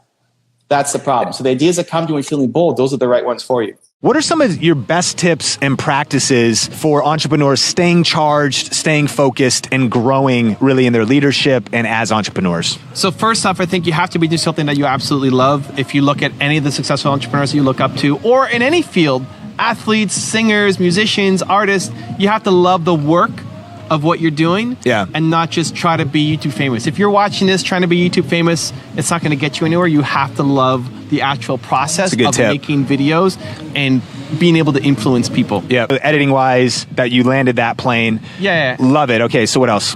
The other important thing really is that you need to have a morning routine that sets you up for success. So we talked about like what's one thing that you can't miss. Yeah. You need to have that can't miss stuff in your morning routine to get you charged and energized, because too often what happens is people get motivated. You watch one of these videos, you're not subscribed yet, you haven't hit the bell, so you only watch one video, you get all pumped, and the next day you wake up and like it's gone. Yeah. And we all have that. We don't say we do, but we have it. You wake up. Nobody wakes up every day like mega passionate. No doubt. To go. And so you need to, whatever that is that gets you excited, if it's watching this guy every day, then watch him every day. Like you need to put that into your morning routine so that you start your day feeling energized and bold and on fire to go do amazing things, as opposed to shrinking down and then hoping by accident you come across something that gets you pumped up. The why is your purpose, and your purpose comes from your pain. You don't have to go sit on a mountaintop for 20 years to meditate on what your purpose is. Your purpose is to help people who currently are who you used to be. So whatever you came through, you struggled, you suffered to get here, and not physical pain like you broke your arm or something, like emotional pain. When did you feel just worthless as a human being? Go back to that moment and understand that there are millions of people right now who currently are that. Millions of people who currently are, in my case, 19-year-old Evan, in your case, whatever, year old Tina, maybe it was 19-year-old Tina too, trying to figure out where to go in life. There's millions of people who currently are right there. Like right now, they're facing the same problems. And you represent hope to them. Like you made it out. You forged your own path. You're an impossibility. Like 19-year-old Tina would look at this Tina and say that, you're not going to do that. You're not going to be having this show. You're not going to be on NBC. You're not going to have a book. You're not going to do this stuff. And yet you did it. So you're an impossibility. So going back and helping 19-year-old Tina, you'll open up her eyes and make her realize that I don't have to end up here. I can end up in a different spot if I want to. And then just recognizing that there are millions of 19-year-old Tinas around the world that you could help and will love to help. And so we are hardwired to serve. Serving hits the same part of your brain as having food and having sex. Like it's literally hardwired into you as a human. Mm-hmm.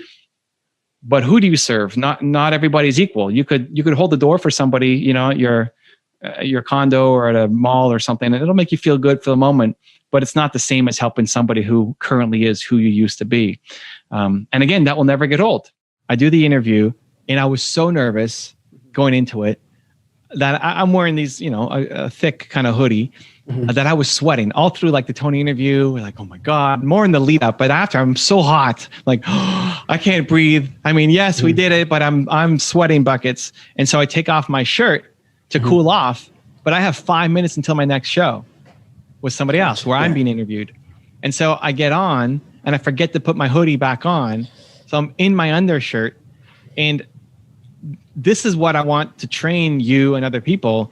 The immediate voice in my head is, oh my God, look at myself. Like we started recording, my camera comes on, like, oh my God, I didn't realize. But then right away, it's like, no, I'm going to do this. As opposed to, the guy would have been fine to say, hey, oh my God, I'm sorry. Can I just put my hoodie on? I'm sure he's going to say yes. Right. But I want to lean into that discomfort. And so I did the whole interview in my undershirt just because. Nice. Mm-hmm. Just because. Now this guy, hopefully this guy gets a unique interview that's different than everybody else. And so that like it's constantly trying to lean into those moments, whether it's on camera or not, that I'm afraid to do this. What am I afraid of? I'm afraid of being judged, right? Like I could be in my undershirt all day, but I don't want to be in my undershirt in front of other people, right? And so because of that fear, I don't want that fear to own me. So I have to step into it. And now I could do it again if I needed to, right? It's not an expression of me, right? Like I don't want to walk around all day in my undershirt. It's an undershirt for a reason, but I could do it if I wanted to. And I don't want that fear to control me. And I think a lot of people don't do things because of the fear. They don't post to Instagram because of how it might be judged. Yeah. They don't post to YouTube because of how people might look at them. They don't ask for that interview because they might get a no, right? Yeah. So every time I feel that fear or potential embarrassment, then I want to step in and do it. And worst case, it becomes a great story. I think motivation is like short term. So there's got to be like a long-term solution. I think the key to that is like momentum, because like once you start getting wins and like you start feeling like that high from winning, it just kind of, it gets addicting. And it's obviously all starts with small wins, like just waking up when you tell yourself you're going to wake up. It gets addictive because you start to change your identity for yourself. You start to see yourself as somebody who's successful, who's having success. That's the addictive part. It's like, I'm a successful person. Like I am starting to get results. I feel great about myself that I'm getting these results. And so that's why hitting the snooze button is the opposite. You're telling yourself that you suck. Telling yourself I don't hit my goals. So you have to be very careful about the goals you set for yourself and to make sure you follow through. And I love momentum. And I think you should, if you did something every day that made yourself feel proud, like I'm proud of myself today. Yeah. Like you guys, you're proud of yourself for doing whatever. And I can't judge what you feel proud of or not. But if you're proud of yourself every day for doing something, whether you get a result or not, just the fact that you tried to do something and you're proud of that, that builds your self-respect, that creates momentum, and that changes your life. What questions do you tend to ask yourself every day? Or if there's just one question, what do you ask yourself?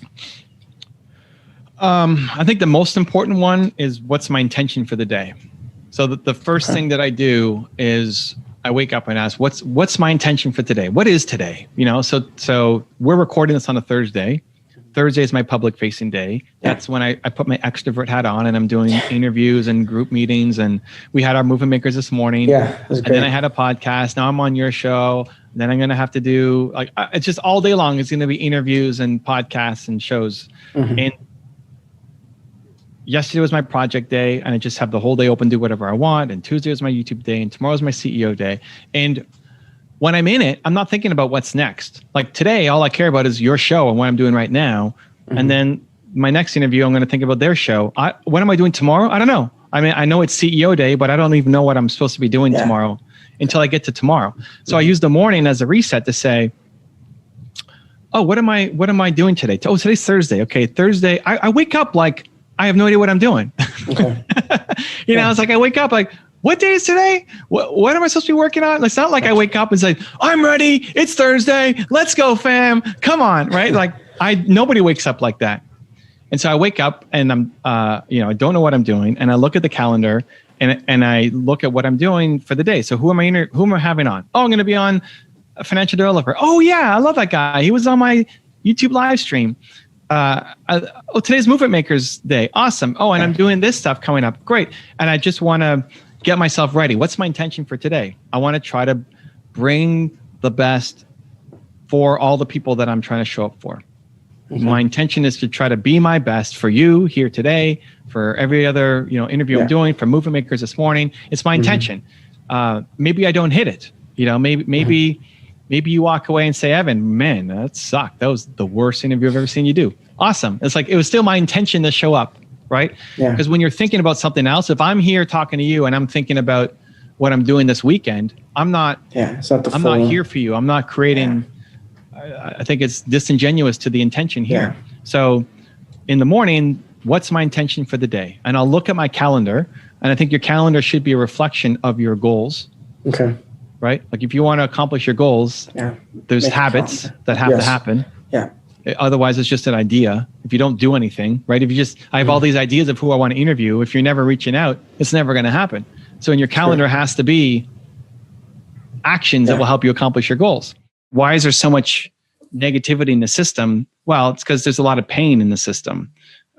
When you've been in pain, did you always show up as your best self? Did you show up and do things that you were super proud of when you were hurting in a lot of pain? Right? Probably not, right? Like you come out and you do a lot of negative things sometimes. And so just understanding that can take a lot of the sting out of people's words. This isn't a bad person. This isn't a toxic person. They're just in a lot of pain. and we expect people who are in pain to lash out and do bad things. Anyway, once you figure out what that who is, that serves you for life. So if yours is believe, then now you know the kinds of people who you need on your team. If you're going to hire a video editor, it's great if they have all the skill sets of how to cut videos together, but they better love belief. They better be a person who likes belief. It doesn't necessarily have to be their who, but it's got to be pretty close. So now you know the kinds of people that you want to attract into your life. You know the message that you want to put out there to the world. It becomes the lens through which you see the world. And any time that you're not happy, it's because there's a lack of belief somewhere, lack of belief in yourself, lack of belief in the relationships around you, lack of belief in the team members that you've got, lack of belief in the projects that you've got going on. That leads to unhappiness. And so it's also a quick fix. We just need to have more belief in the system for us to be happy. And that's for anybody. Figure out your who. It gives you that roadmap for happiness for the rest of your life. It doesn't get old. Like that Tina will be 120 years old, still believing in other people. It's not going to be like, oh, this year I'm going to switch it to something else. Like, no, that's who you are. How do you personally set goals? And then what happens if you don't hit a goal? Because like it does happen sometimes, and like obviously what matters is what you do about it. So here's the thing. So most of my goals are habits. They're not like I want to make X amount of money by the end of the year. It's the habits, right? So it's not I want to be able to lift X amount. It's I want to be spending half an hour in the gym every day, or I want to make sure I'm waking up at this time every day. It's the habits you can check off and say, I did that. So I think that's where most people will mess up on their goals. It's the daily habits. You are what you consistently do. It's not about achieving that outcome. It's about being the person who can achieve that outcome. And that's by setting daily and weekly consistent habits for yourself. If you don't hit it for some reason, then the big question is, are you proud of the reason why? So I had a guy, I'm doing this tour right now. I'm driving in the car between Sacramento and Salt Lake City, somewhere in Nevada right now, deserts. This is wild. I had a guy in my Columbus stop, and he said, "Hey, Evan, I had a goal that I wanna do 6 days a week cold showers. Okay, 1 day off, Saturday off, 6 days a week cold showers." It was Friday night, my workshop. He said, "My heat's been out all day. I've been at my girlfriend's house all day. Her heat was off, so I've been freezing all day long, and so I didn't do my cold shower like I said I would. Should I do my cold shower?" I said, "Well, are you proud of the reason why you didn't do it?" He said, "No." "Okay, then you have to go take a cold shower. And then tomorrow you have to take another cold shower, even though it's your day off, just to show yourself what you're capable of." Damn. And so when you don't do something, it's, are you proud of the reason why not? Right? So like I'm on this tour right now, 90 days, 23 cities. I'm 2/3 of the way through as we're talking. I've committed to going to the cities. I've sold tickets in these different cities. You know, if my mom went to the hospital tomorrow for something, I would cancel my tour and go home and be with my mom. I didn't follow through on my goals. I didn't do what I said I was going to do. I'm disappointing a whole bunch of people who bought tickets, and I do my best to make it up to them, but I'm not going to make everybody happy. Like some people will be pissed at me. Yep. But am I proud of the reason why I didn't do my goal? Hell yeah. So I'm okay with it. Right? So when you set a goal, you have to follow through. And if you don't, then are you proud of the reason why not? And if you're not, then you have to come back twice as strong the next day just to show yourself. How do you make your team better? Like, how do you like to go ahead and try and improve your team day to day? Yeah, I think it's caring about them as people, wanting them to win as humans more than you want them to win with you. I want the people on my team to win as people more than I want them to win with me. Now, quite often, it's a similar path. It's like, hey, you want to do this, your best path is to stay with me and I'll help you get there. But it may mean that they have to leave and go do something else, right? Yeah. Like Zan, if you watch our live stream, Zan is my co-host. Yeah. I want Zan to win more than I want him to win with me. And that may mean he has to jump off at some point and not be my co-host on this stream. If I ever felt like me being with Zane on the stream wasn't in his best interest, I would kick him out. I would kick him out. It's like, Dan, I love you. You can't be here anymore. You have to go do that thing. I'm not going to let you stay here. You have to go off and do that thing. It's even though he's bringing so much value to me, it's actually holding him back. If I don't feel that way. I think it's great for him. But if I did, I push him away towards the thing that he should be doing. And when you do that, most people only think, what can this person do for me? When you think, what does this person need and how can I help them? Often, again, there's parallel paths. But at some point, some people may have to divert and go do something else. Maybe somebody's with you for life. Maybe somebody's with you for 10 years. Maybe someone's with you for 10 months or 10 hours and they have to go off and do their thing. But while we're together, I just want you to win as a human. And when people feel that, you get not just their brain, but you get their heart and their soul. I don't think people grow up with a healthy perspective on money. Some people, like you alluded to, think money is everything. And the next person coming in, that's my next purse. And she's my next suit, or she's my next car, or whatever. And money is everything. And there's other people, though, which I find a lot more in my community, who think money is the root of all evil. Right? But it's actually the love of money is the root of all evil, but it gets shortened to money is the root of all evil. And so you're afraid to make money and you think money is bad and you shouldn't make money. You have to make money. I think money needs to be, especially if you want to be an entrepreneur, money has to be in your top 5 list of priorities. It just can't be number 1. But it's not number 1,000 either. Like, you have to learn how to monetize and make money, because if you want to serve, if you're stuck in some job that you hate and you're only serving for free on the weekends and evenings, you're limited to how much you can help. But if you can turn this into a full-time business and then hire people on your team, and now you've got 10, 20, 100 people working for you, all aligned to this mission that you're on to save people, right? Imagine the impact you can have because you learned how to make money.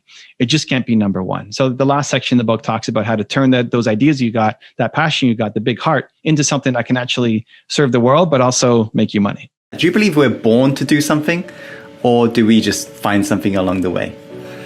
I think everybody has what I call Michael Jordan level talent at something. Most people never find it. I believe even the greatest basketball player of all time isn't Michael Jordan.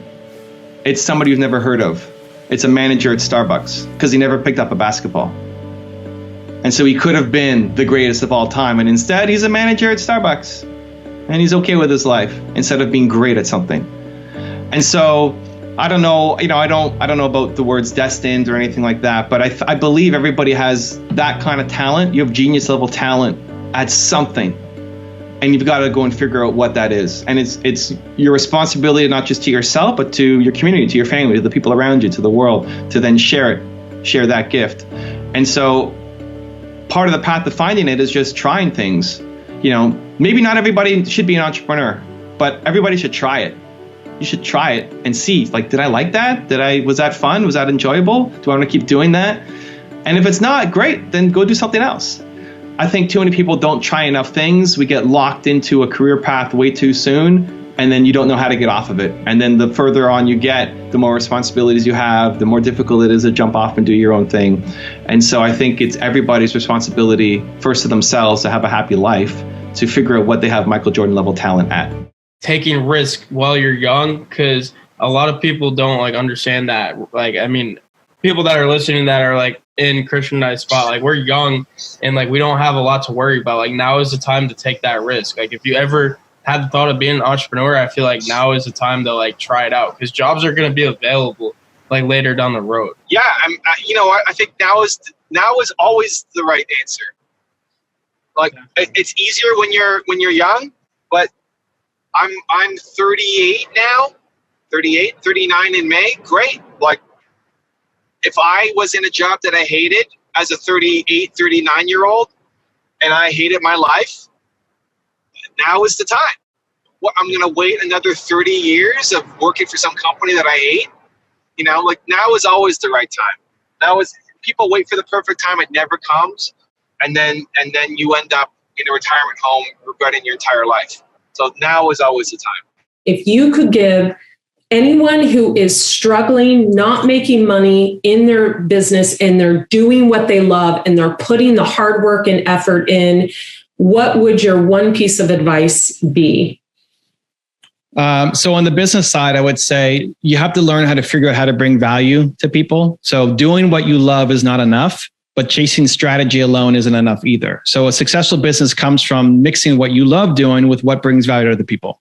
If you just love something, but it doesn't bring value, you have a hobby, and that could be a great hobby and fulfilling, but it's not going to become a business. And if you're just chasing opportunity, what's the hot business for this year? You're never going to ultimately win long-term because your heart's not connected to it. So, and you're going up against people who love the thing. And so it's in that combination of the thing you love doing that brings value to the people that you have a successful business. But I know you only asked for one, but I'd layer on top of it, just believe in what you're doing. Like, come back to the intent. Is my intent to serve? Is my intent to help? Am I even just helping 3 people? I know as entrepreneurs, we want more. It's like, we want to serve the world. We got to change global consciousness, right? I mean, this is where we want to go. But did you help one person this week? You know, did one person benefit? And so imagine if you stopped. You know, if you stopped, then those people won't get the message. And if you look back, I try to position sometimes through regret. I imagine myself being 120, looking back at this moment. It's like, if I quit now, will I regret it? And if so, then just keep going. And if you can continue to focus on who you are serving, it's more the mental approach. Because when you feel like you're doing something that matters and you feel like you matter, you just show up with a lot more love and energy and care than otherwise. And so if your intent is to serve and to help, just keep going, because the world needs people like you. I think a lot of people try to forget about the past pain. I think especially entrepreneurs, we're so, optimistic. We want to make the world better. We're trying to live in a positive place, that I had actually a hard time remembering some of the super painful moments, and I don't like going there. But instead of trying to forget and move past it, if you can go live there again, just as a reminder of what it felt like, so that you can then help other people. Living there and dwelling on mistakes and the hurt doesn't help anything. Right. But it allows you to connect with the people who are currently going through that situation. And I think that becomes your path. Like, the reason why I came up with purpose from your pain is it's one of the most common questions I get is, what's my purpose? How do I find my, people are walking around with no purpose. They don't know what it is. And I think everybody has Michael Jordan level talent at something. I think you can be a genius at something. And I know that, like, unleash your greatness is what you're all about. It's great. But people don't know how to find it. And I think it starts with that. It starts with understanding some of the pain and trauma that you've been through, whatever that was for you, and then create something amazing. Every great organization, every great entrepreneur who started out of a pain that they had, and then they wanted to go off and solve it. And so diving back into your past to think about what were some really painful moments, and then how can you turn that as a kick forward, not a kick down. Not that, you suck, but you're going to now help others and make it better. And sharing the story, I think, is how entrepreneurs win. I think too often we're afraid to share. A lot of people be afraid to share your story. Like, you're coming out of Tony Robbins' organization, you're on top of the world, you're improving people's lives, and you're sitting, in your parents' basement, and it's 5 years. Like, that story is what makes people human. It's what connects people to each other. And I think so many people who are trying to start a business try to be so corporate and so professional. And it's not that you can't be professional, but the thing that's going to make somebody want to work with you and connect with you and your mission is your story. I need to know why this is so important to you. Why is this pain so important? And if you're telling some, fluffy story, it's not going to work. But if it's true and real to you, then that's what's really going to draw people in. I love learning different things from different people. I'm in my home office, and you can see pictures. For those listeners, I guess there's pictures behind me on the wall. Man. My parents are in the middle. In the middle is me when I'm like 8 or 9, and my parents above me. Believe my one word, my most important core value comes from them. They taught me how to be a human. They didn't teach me about business. That's right. So, okay, great. I've got Steve Jobs on the wall here next to me.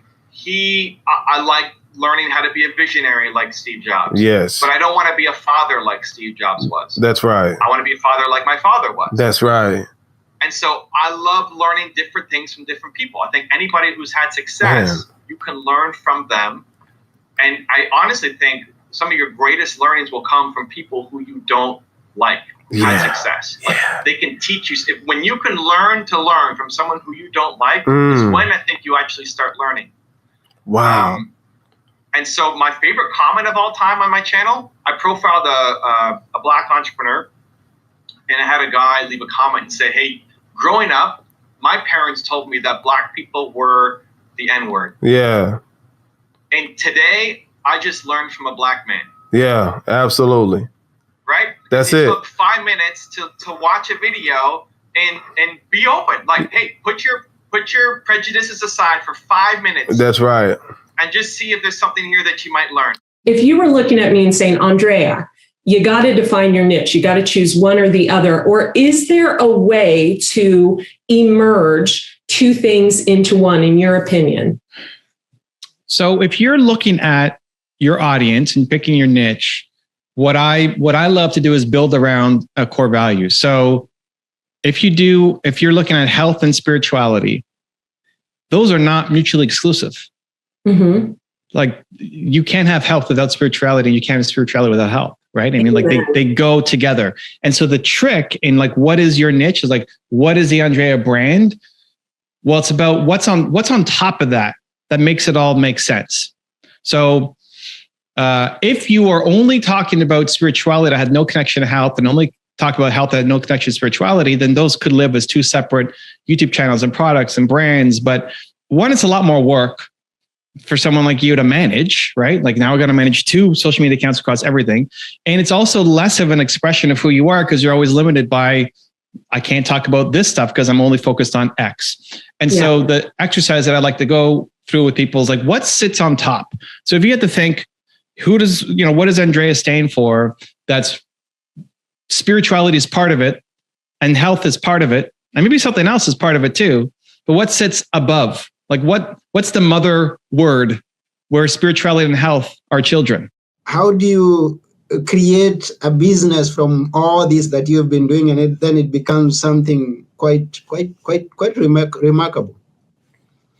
Yeah, I think there's lots of ways to win. I think it's more, what do you want to do? So I like helping people. So I like doing courses, but not just a course, but I like training. I like having somebody in front of me. I like not just here's this course, I never have to see you again. I like seeing the person and coaching them and guiding them. Even just before this, I was leading my community, and it actually used to be a course, but then I stopped it as a course and turned it into a membership because people are using the course, but I never got to see them. I didn't get to see the results of what they were doing. And now I get to meet people every week and see what they're up to and how I can help. But that's not necessarily the best way to do it. It's, what do you love doing? So you could sell courses, you can sell consulting, you can sell your products, you can sell your services, you can sell your books, you can sell your speaking, you can sell your hosting. Like there's so many things you could sell. What is that you actually want to sell that you love doing? But I think it's really important that when you are getting started, that you actually think about how can you turn this into a business? How can you, so that you're not just wasting time. Like I could have grown a lot faster in the early days of my channel too, if I thought about it like a business. And there were less opportunities. There are less ways to do it compared to right now. But a lot of people just, I just want to be famous. Okay, but how are we going to make money doing the thing that you're creating? Because if it's just a hobby, most people will probably quit. If you can't figure out a way to make money, most people will probably quit on the thing. And so it's like, how do you have your purpose and your mission, and I love it. Yes. And inside of that, how can we start to make money as soon as possible so that you can stay dedicated to it? I've had people who leave my channel because I've made videos on Trump. I made videos on Clinton. The Clinton one. The Trump one. The Trump one was one of my favorites of yours as well. Great. I mean, people are very in their biased camps, but I like that some people are crossing over. Just the willingness to learn. I think that's how you actually solve problems. Absolutely. Like the guy who grew up thinking Black people were the N-word and now is willing to learn. Like now we're changing perspectives. We're getting somewhere. I didn't set out to try to solve racism, but now it's a little tiny piece of the solution. Absolutely. I love it. So like somebody had enough equity or confidence in me that their entire background growing up with their parents is saying like, these people are the worst humans alive and you can't learn anything from them. But Evan suggested that I watch his video. He's put up on this channel for a reason. That brief moment of confidence led this guy to watch the video, and now he changed his perspective. I'm proud of that. Absolutely. I'm happy that I did. I'm proud of myself for that, even though I may lose some people who who will say, never profile a Black person on your channel. They got nothing to teach you. That's right. Like, I'll lose those people. Okay, but maybe I'll convert some of them over. Absolutely. Right? Absolutely. And it's very common that this is part of my ninja whole strategy behind the channel that's evolved. My ninja strategy is people come in to find people who look like them.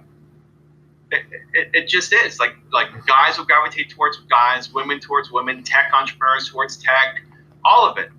Whoever's like you want to go and learn. It's just natural. Yeah. But I want to have those people, bring you in, and then introduce other people who don't look like you, who don't come from the same industry or the same background, and challenge you to try to learn from that person. I think that's where the real learning comes, and I think that's where tolerance and understanding and patience is built. What do you sell? Like, what's the main thing that you want to sell? Right now I have my books. I don't have many other things. Maybe I could come up with many other things, but now I have my books. And I am a speaker, but I haven't been speaking quite much. I am in Europe, haven't been much further out. Cool. So anything that you want to sell should be a series on your channel. So if you want to sell books, then the best thing to do is think about people who can recommend your books and have them as a guest on your show. So we're using the show for business development. So who can push a lot of books? And it might be entrepreneurs, it might be other influencers, it might be people from the book community, it might be book agents, anybody in the book world, people with a big list that they might send it to, people who run book clubs, right? How do you have them as guests on your show? And we almost don't even care how well the video does in terms of metrics on YouTube, Facebook, whatever. It's for you to build the relationship so that they get to know you, love you, trust you, and your book becomes the next thing that they use in their book club, right? Like if you made a list of the top 500 book clubs in America and then reached out to all of those leaders who run the book clubs and have them as guests on your show, you're going to get a lot more people reading your book. Oh, okay. Just being intentional. A lot of people tend to say, put others before you put yourself. And for me, I've always thought that wasn't the necessary correct way for me to operate. I know that when I put myself first, when I take care of my health, and when I make sure that I'm living in alignment with my dreams, I serve others better then versus putting them first and then me suffering. And so for you, has that been something that's been natural to you? I think it's all learned behavior. I think my parents started me off early with just how they lived and being an inspiration. I think humans are built to serve, period. Like, I think if you're not happy in life, it's because you're not serving somebody. Gotcha. And some people are built to serve the world. Like, chances are the two of us, we're built to serve. We want to have a big impact. We want our reach to be wide. We have a message that needs to be heard. Yeah. But some people are just built to serve the 25 closest people to them. Perfect. My wife is more like, that's it. She's still in contact with her friends from kindergarten, but doesn't have a message that she wants to share with the world. That's right. She's still built to serve. If you're not happy because you're not serving others. So it's the same thing. When you're happy, you're capable of serving more people. When you're growing, when you've taken another step on the staircase, you can pull more people up to join you on that step. But if you stay at the ground level, you can only help people with things you've gone through and grown through. Right. So the more you grow and learn, the more you can pull people up and help them. And that's ultimately what's going to, like I said, your purpose comes from your pain. The more you struggle and suffer and then grow, the more you'll be able to help other people go through that same thing. So I see them as the same thing. Investing in yourself and learning and getting better and struggling allows you then to help others. But it's based off of a default premise that people are good. Like, I believe humans are good and that we're built to serve. That's amazing. And that if somebody's doing something that's negative or wrong or insulting, or imagine if you assume that. So, for example, in LA, my car was everything. My car was stolen. I was on my tour. They stole my gear, my signs, my wallet, my phone. Like, they stole everything in the car. Giant Suburban raided. Wow. In a private parking lot. I think those people are good people who are built to serve. Like whoever stole from my car, they're good people who are built to serve. I just believe that. How do you balance your home life, your work life? What does balance look like to you? Do you have a routine? Can you tell us a little bit about it?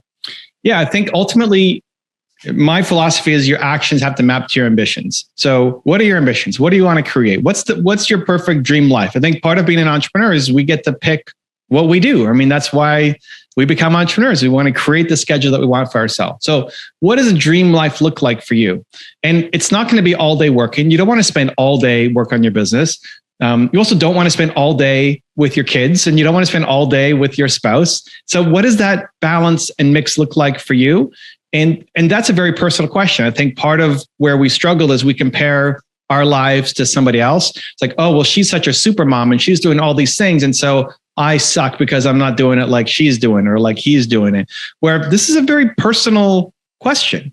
And so what I do is I have different days for different things. So every morning, I'll start the day with my morning routine. Part of that includes, if we're talking family time, part of that includes me walk with my wife. So this morning we walked to Whole Foods. We took the dogs out. It's starting to get warm here in Toronto, Canada, which is amazing.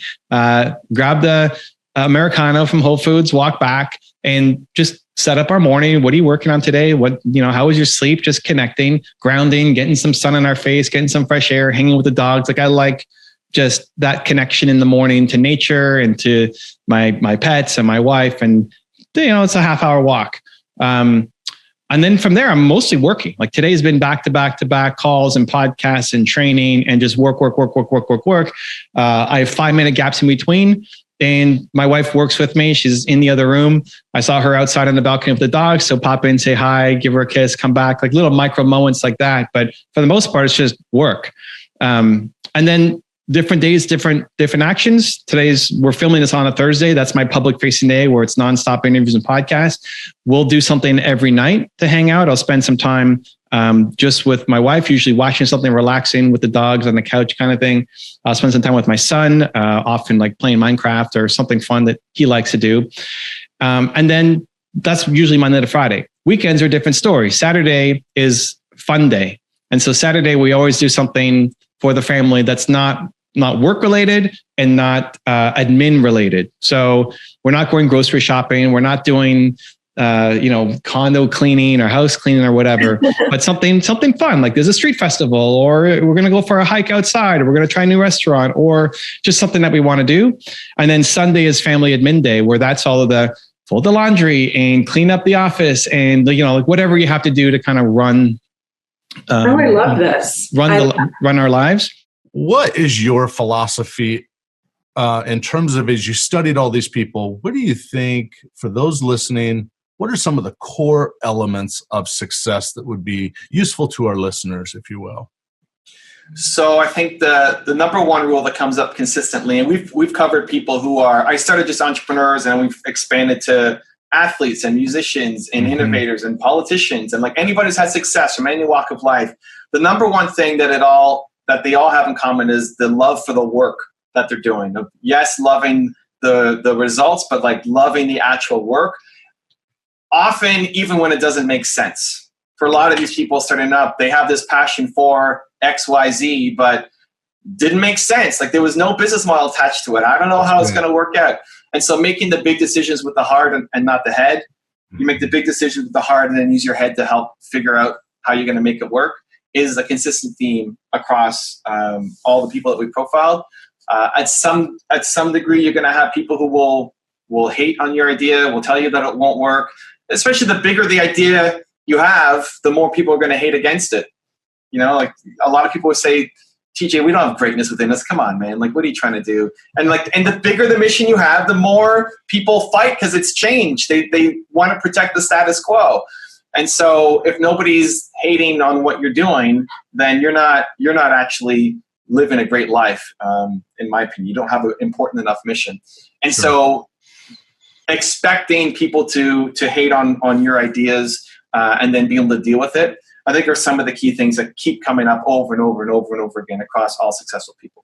Momentum is something I've been talking about for years. I often say the biggest thing people are missing is just momentum. When I'm helping entrepreneurs and I'm looking at people And yeah, Scott, I know you've met a lot of people like this too, who've got like a great idea, a huge heart, a desire to serve, like a passion to do good, not just make money, but to actually try to create something meaningful. It's like, but why haven't you started? It's like the biggest thing you're missing is just momentum, is what I would always say as a catchphrase, I guess. Like, just like, let's go, just stop being afraid and just go and create. And so I actually wasn't planning on writing another book. My last book was Built to Serve. And if you had asked me at the beginning of last year, what's your book? It's Built to Serve. When's the next book? It's not. Like, it's Built to Serve. That's it.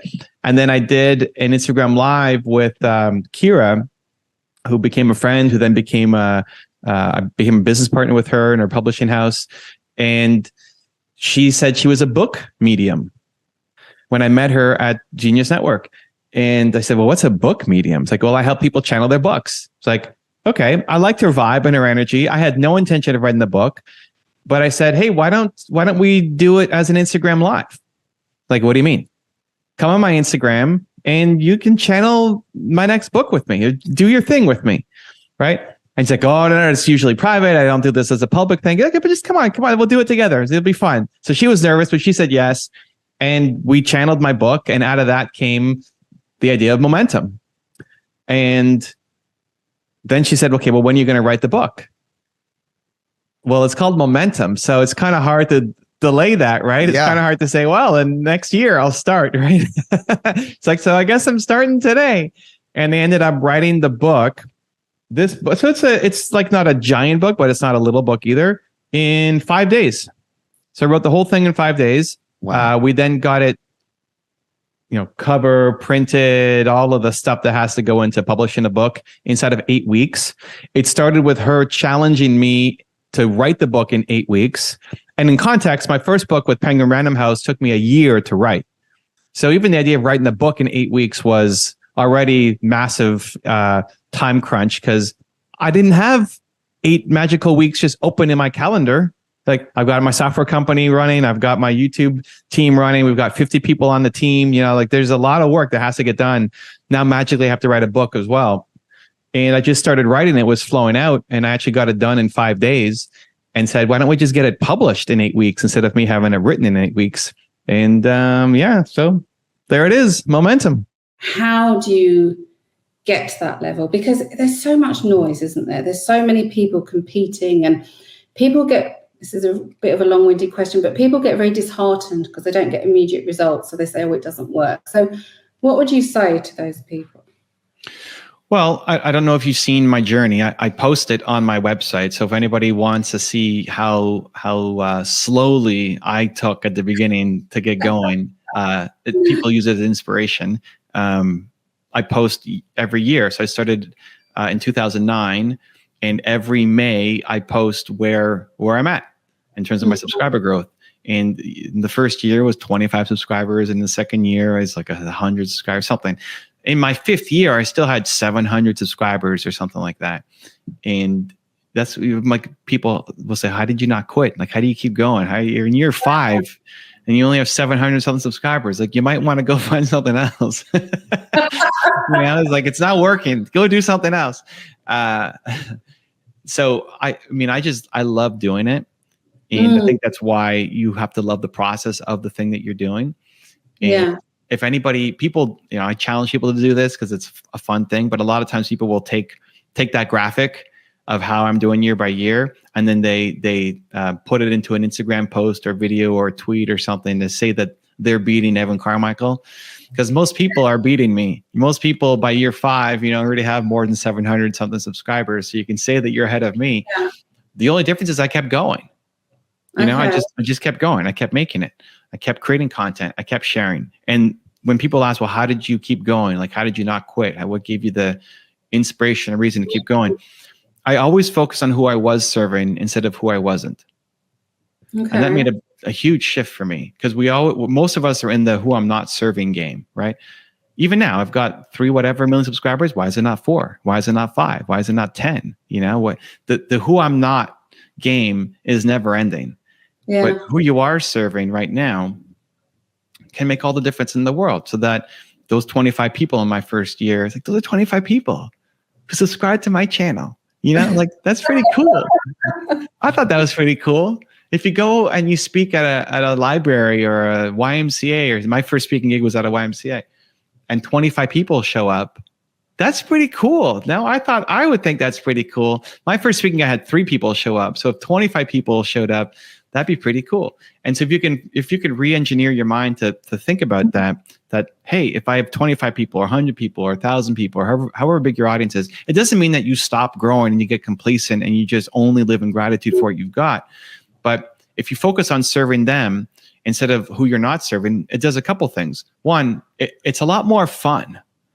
You know, to feel like you matter and that the work you're doing is having an impact on people. And that fun, we all want to feel like we're doing something that matters. And so if you can actually connect to the thing that you're doing actually matters to somebody, maybe not the world. You and I want to serve the world, cool. And if you knew that you did something today that helped at least one person, it's easy to have the motivation to keep going it and doing it again the next day, the next day, the next day. And 2, the people who you are serving will take you to the people who you're not serving. You know, like if you keep serving your people well, they'll tell their friends about you. Say, hey, go watch this person's video. And you never know the impact that you're having on people. What advice would you give to folks who are listening to this, who know that they're destined for more? And what message would you like to leave them with today? Just to know that it's possible. That whatever that dream in your head is, that it's actually probably even small compared to what you're capable of. And that it's possible. And that people with less intelligence and less resources than you, your heroes, a lot of them started with less than what you have right now. You have Steven to pay attention to. You know, a lot of your heroes didn't have anybody. And they figured it out. And so if they can, you can too. And it requires a different way of thinking. It requires a different way of acting. It requires you maybe saying no to some people and then saying yes to new people and new opportunities in your life. But your dream is possible. And you just have to wake up every day and take one more step towards making momentum happen towards it. Because I think for a lot of people, the biggest thing they're missing is just momentum. Walk us through an average every day for you as a high performer. Well, average every day or when I was on tour doing 90 days? On tour. Yeah. So part of the reason for doing the tour was I was afraid of speaking. And I'd done a lot of speaking, but it was always just like, you speak and then you're scared, and then I come back home and then I'm fine. And then I wanted to get rid of this fear of speaking. And so I thought, okay, I'm just going to go and do 23 cities and every 4 days speak again. Every 3-4 days, like a new city, do it again, get my reps in. And that became the starting point. So every 4th day, basically, I was in a new city speaking. Every 4th day, we also had to travel. We still had to work. And I wanted to spend some time with Nina. It was me, Nina, and my cameraman, Danny, for 90 days together. Hotel hopping, Airbnb hopping. It was a pretty chaotic but fun ride. In what way did you get better, and what did you invest in? So it was mindset and skill set. So in the mindset, I'm introverted, I'm shy. That doesn't come across on like interviews like this, but I don't like the spotlight. I don't like being on stage. It makes me nervous. It's not enjoyable. I just came back from a 3-day event in Vegas where I was speaking with Gary Vee and Patrick B-David and other great speakers on stage. And I don't like being on stage. I like the effect it creates in the hallway afterwards to go help people. So I'm the only speaker who sticks around, and then I stay for hours in the hallway talking to people because they'll come up to me and ask me questions based off of my talk, where normally I wouldn't go up to anybody and talk to them, not because I'm too good for them, but because I'm afraid. You know, I'm introverted and shy, but we still want to serve. And so that was a huge breakthrough for me when I realized, even though I'm introverted and shy, I still want to serve. I still want to help. And all my models at the time, if you look at who's on TV, you just see the people who are big mouth and extroverted and the life of the party. And like, that wasn't me. So I thought, like to do that, you know, I'm at the same agency as Mel Robbins and Grant Cardone, and both of them very outwards focused and like the life of the party and extrovert and love talking to people. And just, that wasn't me. So it took a while for me. Once I tied it to service, then it was an unlock. It's like, it's not about me. It's about the people you can help. And then that became like, oh, okay. But how does an introvert make a lot of YouTube videos and win? I don't know, but let's figure it out. Like let's try. Let's see what happens. And then the second part of that was getting help in communication and once I decided to take it more seriously, that I realized, I should be doing more than just getting coaching and getting help and watch my videos back and becoming a better speaker. So people can get there a lot faster. It's not like, once you have 1,000 subscribers or 100,000 subscribers or 1 million subscribers or whatever it is, then instantly everything gets better. It's much more about, are you good enough? Or do you have the skill set and the talent and the mindset to actually make great content? And obviously the more repetition you put in, the better, but getting coaching and getting help and getting people to give you guidance really helped me too. On your mission that you're on, what challenges with that format that you've built have you faced for what's next? And what's been the advantage of that format for what you've been able to build and the impact that you're making in the world? My biggest limitation is still lack of belief. So people say, well, you're the believe guy. It's like, yeah, but I believe in myself to do the things that I've done now, but to do the next big thing, I don't believe myself to do the next big. So I still need the channel for myself because I want to wake up and have Oprah Winfrey or Steve Jobs or Elon Musk or whoever it is whispering messages in my ear to get me going to do the next thing. One of my you talk about the format of giving tribute to other people. At the beginning, it was just, hey, I've learned this from these people, and I think you might be able to learn too. I was just hoping to shortcut the path because my worst day in my first business was when I said I quit on my business partner. And I woke up the next day and said, I can't quit yet because I'm going to regret this if I don't figure this out. At least if it doesn't work out, fine, but at least know that I gave it everything because I don't want to look back and say, I wish I just tried a little bit harder. But I couldn't keep going the way that I was going. So I had to find another path. And the thing that came to me was I can't be the first person to try to solve this problem. Like somebody's figured this out. Why don't I just model success? Like model success wasn't words that I would use. It was probably a lot more clumsy, but I can't be the first person to figure this out. Somebody's done it. And that's where I studied Bill Gates. It's like Bill Gates had who's got a software company? I had a software company. So who's got a successful software company? Bill Gates came to mind. This was not very advanced planning. It's just top of dome. Okay, how did Microsoft get started? And how did he build? Not so much how does Bill Gates make an extra $1 million now? Who cares? But 0 to 1, how do you do that? And it was through partnerships. And learning how he applied that in Microsoft, I brought that to my business and quickly after had my first check for $13,500. And that may not seem like a lot, but when you're making $300 a month, $13,500, it's like, holy cow, this is a grand slam here. And more importantly, I could do that again. That was just one deal. I could close more deals. So the strategy there was model success. Find people who have done this and put that to use in your business or your life. And so I then went on this mission to continue learning how I can model other people's success. And then that eventually became a YouTube channel where I shared a lot of messages. A surprising benefit of that has been I've gotten to meet some of these people. I was just profiling some of them. And then now I get to do interviews with them or go hang out with them or go to their houses. And some of them have become friends, which was never part of the idea of what I could do. It's just, hey, I love your message. I'm trying to get it out to the world because if I learn from it, maybe other people like me can learn from it. And it's been amazing to be able to foster a lot of those connections too. I encourage entrepreneurs to go through a 3-step process, which is eliminate, automate, delegate. Okay. So you look at the work that you're doing and maybe you shouldn't be doing it at all. Before you give it to somebody else, maybe it just shouldn't get done. And there's often things that we're doing that we think are really high value that then turn out to not matter. And we may not even notice it, right? I mean, before Movement Makers, I had a mastermind that I ran in Toronto for entrepreneurs. And when people joined, we took minutes, notes of what was happening. I took minutes. This is before AI could do it for you and transcripts. I wrote down minutes for what everybody said and homework and assignments and everything. And there was 1 month where I forget what happened. Like I was going away the next day or something, and I didn't get the notes out to people after the meeting. Nobody cared. Like no response, no message, no like, hey, where's the minutes? Where's the notes?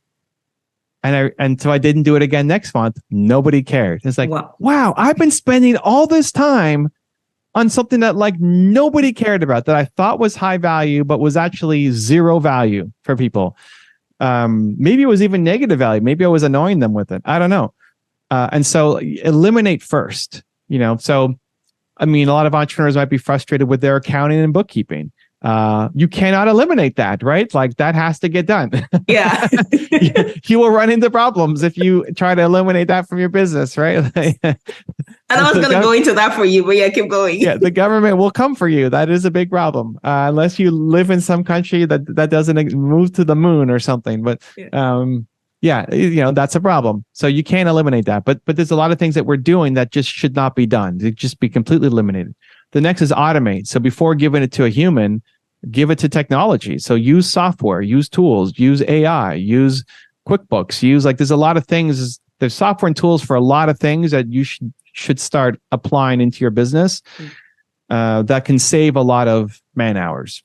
And then you get to delegate. So eliminate, automate, and then delegate. And so these are the things that still have to get done, but should not be done by you. So in eliminate, they shouldn't be done at all. In automate, they need to be done, but should be done by a human.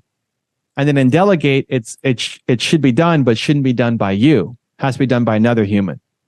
And that's where you start to scale and build and create. If you're trying to get your journey going on YouTube, cool, take a bite and see. Try making videos, try doing vlogs, try doing interviews, try doing direct to camera, try doing speeches, try the things that you see, and expect to suck at all of them at the beginning. You're not going to be good because you don't have the skill set yet. Doesn't mean you suck as a human. You don't have the skill set yet. But the thing to pay attention to is, did you enjoy it? How did you feel after doing it? You had that interview, and it's easy to go back. If you go back and watch your first interview, it's a train wreck. I mean, you're awkward and nervous and ask the wrong questions, and you can look back on it and say, oh my gosh, I should have done that. And you can go over it in your head a million times, but did you like it? Was it fun to do? Do you want to go back and do it again? Did it give you more energy than it took? And if it's a yes, then that's a great sign to keep going. Mm-hmm. And so a lot of people stop on YouTube because they don't get immediate results, because they're not doing something that they feel is authentic to them. And they're focused on who they're not serving instead of who they are serving. And they just judge themselves too harshly for not having the skill set yet. Like, you don't just get on a snowboard and go down the hill. You fall 80 times on your first run, and then you fall 50 times on your second run, right? And you get better as you go. Do you think that for people who are looking at making an impact, whether that be online or through content or speaking or any of those different avenues, where do you see that kind of the next horizon, kind of like you entered YouTube very early on? What do you think's next? So I think it depends on what your mission is, right? So for me, I've got a giant mission, right? I want to impact the whole world. And so how do you do that? Well, my hypothesis is that it's content at scale. And if you're going to do content at scale, you've got two options, long form or short form. Like, the platforms are basically divided. TikTok and Snap and Facebook and Instagram are all short form content. And then YouTube is long form, and YouTube has shorts, I guess, as a combination. But there's YouTube on one side with the long form and all the other content, which is short form. And if you want to have an impact and really want to make a difference, I think it's hard to do it in 30-second little clips. So that's a lot more inspiring, but it's not really making a huge impact. If you're trying to explain multifamily investing in a 42-second video, like, good luck, right? So, but it's fine. Like, the shorts have their own path. It's to inspire, but it's not really to do deep education. And you're not really doing any of the deep work just from the clip. So hopefully the clips inspire somebody to start down the path to learn more about this thing. Talk to me a little bit about the service mentality and that service above self mentality that I mentioned, because I feel like it's really a part of your core. It's something that you really, really authenticate. So I haven't heard of service above self before, but I'm also not part of Rotary. And I think ultimately service is the path to self. I think humans are built to serve. I think if you're not happy, it's because you're not serving. Every day, we all want to wake up and feel like what we do matters to somebody else. We want to feel like the job we're going to, or the business we're creating, or whatever we're going to do today is going to have an impact on somebody else. And some people, you and I, and probably most of your listeners, we want to change the world. We want to have a big impact. We want to go and, have our message reach wide and far, but not because of us, but because of the impact that we want to create. And other people, like my wife, Nina, she doesn't want to have a big mission, but she serves the 25 closest people to us. She's the glue for our family. Remember everybody's birthdays and what they're doing and what they need and what they're going through and all of the stuff that I forget and probably I should get better at. But everybody wants to serve. Serving others is hardwired into our brain. They did functional MRIs on people's brains and found that serving other people hits the same part of your brain as having food and having sex. So it's like literally hardwired into your brain that you need this to be a functioning, happy member of society. I think some people have experienced things like act of kindness. You know how nice it is to buy the coffee with the person behind you in line or hold the door or those kinds of things. And those moments are great and keep doing them. But I think everybody also has a much deeper level of service where I believe that your purpose comes from your pain, that whatever you struggled the most with as a human is what you want to help other people through. And so when you can see somebody who is going through the thing that you went through and feels hopeless and lost and is struggling and doesn't see a way out, and then they spend 8 minutes with you, and you say, hey, you know what? It's okay. It's like, I went through that too. And here's how to get out. And then you see hope in their eyes for the first time. And like, you made that happen. You caused that. And then that's a spark in their life that can change the entire trajectory of their life. That's the thing they get addicted to. Like, that's what we all want. And I think we're living in a world now where a lot of people find zero meaning in their work. They're driving to a job that they hate. And I'm just trying to ignite some passion in people. Tell me about your daily routine.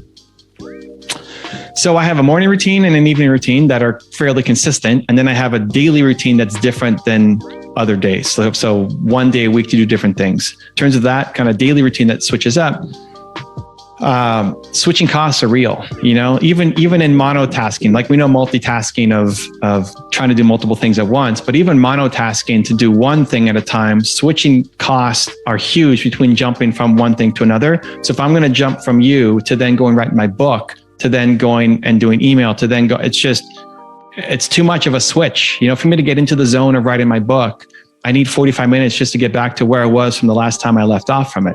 So I try to assign different things for different days. Now I'm in complete control pretty much of my calendar. That may not be the case for everybody, but for what you can control, then being intentional about it. So for me, Monday is my mentoring day. We have 40 people on my team. I want to be the kind of boss that when they come in, we make them a better human than if they ever leave, right? So I spend the whole day mentoring the people on my team. Tuesday is my YouTube day. It's content day. I'm filming. Like, if you do not have time on your calendar to film, you're not going to film. You're not going to make the content. If you wait till you're inspired, you're never going to make anything. So Tuesday is like YouTube. It's consistent. It's in my calendar. Every Tuesday, I'm making content. Wednesday is my project day, and that is free. It's open. It's whatever I want to work on, because the overscheduled entrepreneur usually ends up hating their life or their business because they never have time to work on the things that is new into their company. So my Tuesdays and Thursdays are really jam-packed. Wednesday in the middle is completely open. So yesterday was a Wednesday. I'm working on my book. Next Wednesday, I might work on something completely different. And it doesn't always have to have a practical payoff. It's just something new, fun, experience. Creativity is messy. So Wednesday's a messy day. Thursday is my public facing day. Interviews, podcast. Today's a Thursday when we're recording this, right? That's right. So when we book these, I have 25 minutes on, 5-minute break, 25 minutes on, 5-minute break. So after this, I'm going into another 25-minute session, then a 5-minute break. And it's like my whole day gets filled up doing other people's shows and podcasts. And it's just staying in the same energy. Like, the energy you're getting now, I'm naturally introverted and shy. People don't get that about me. It doesn't come across, but the energy I'm showing up for your show is the result of the 5 other shows I've done before getting to you, right? And I'm going to then take Ashish energy and pour it into the next person, right? So this, you're not sucking my energy. You're feeding me energy that I'm then going to pour into the person who comes afterwards, right? So like staying in that energy zone is really important. That's how the day flies by and you get into flow instead of having to jump from one thing to the next. Friday's my CEO day.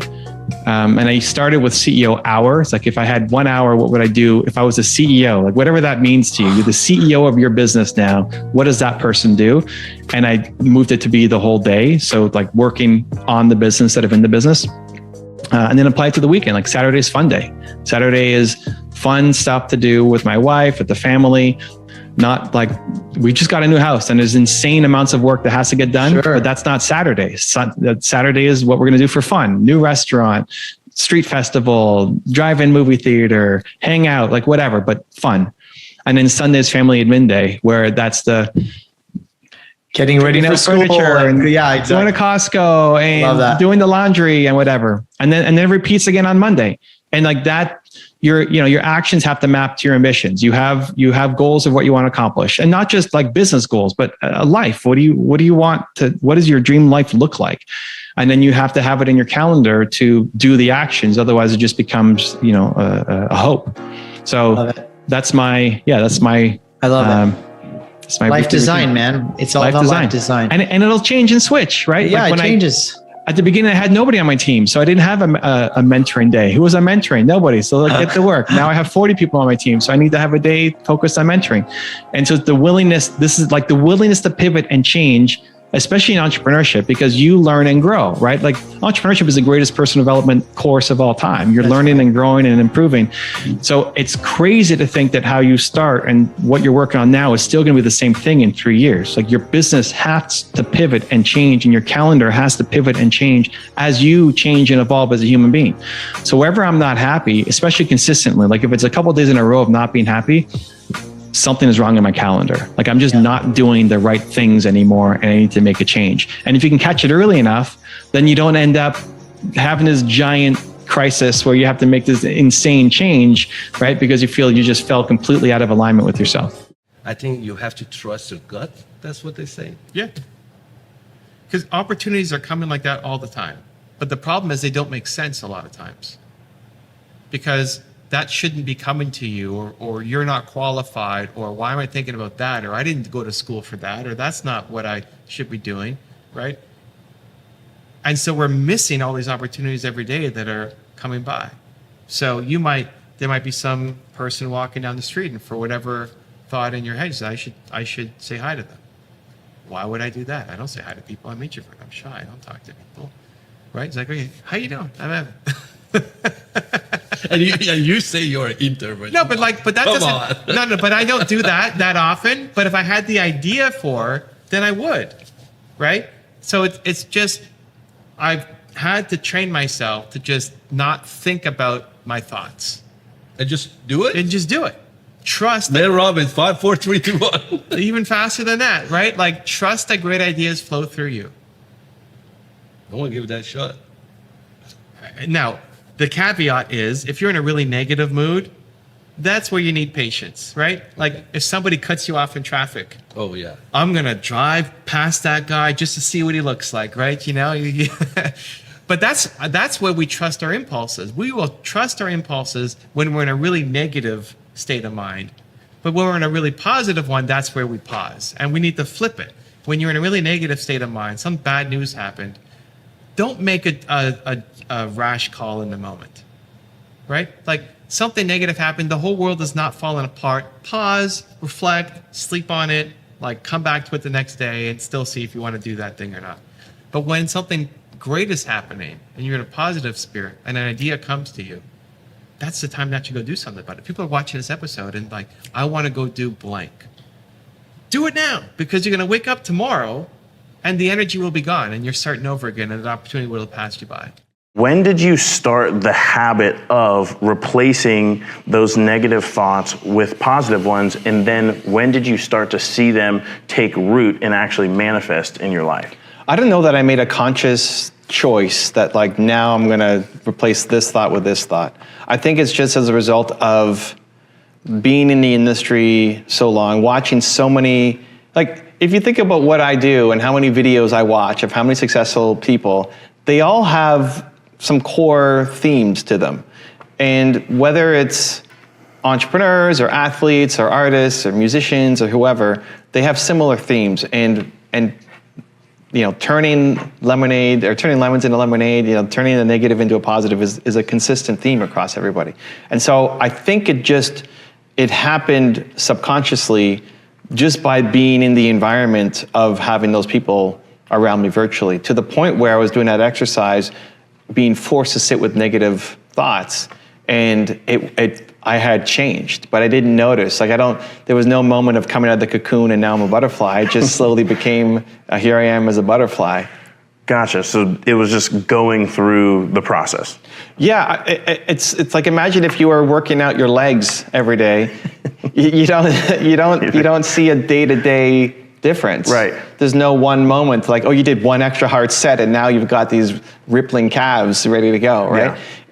But I think the only difference was I wasn't even consciously training. It was just because it was in my environment. And I think that happens for most people just in a negative way. You're constantly watching news and Twitter streams and all of this negativity, and all of a sudden, you start to become a negative person because of all the things that are happening around you.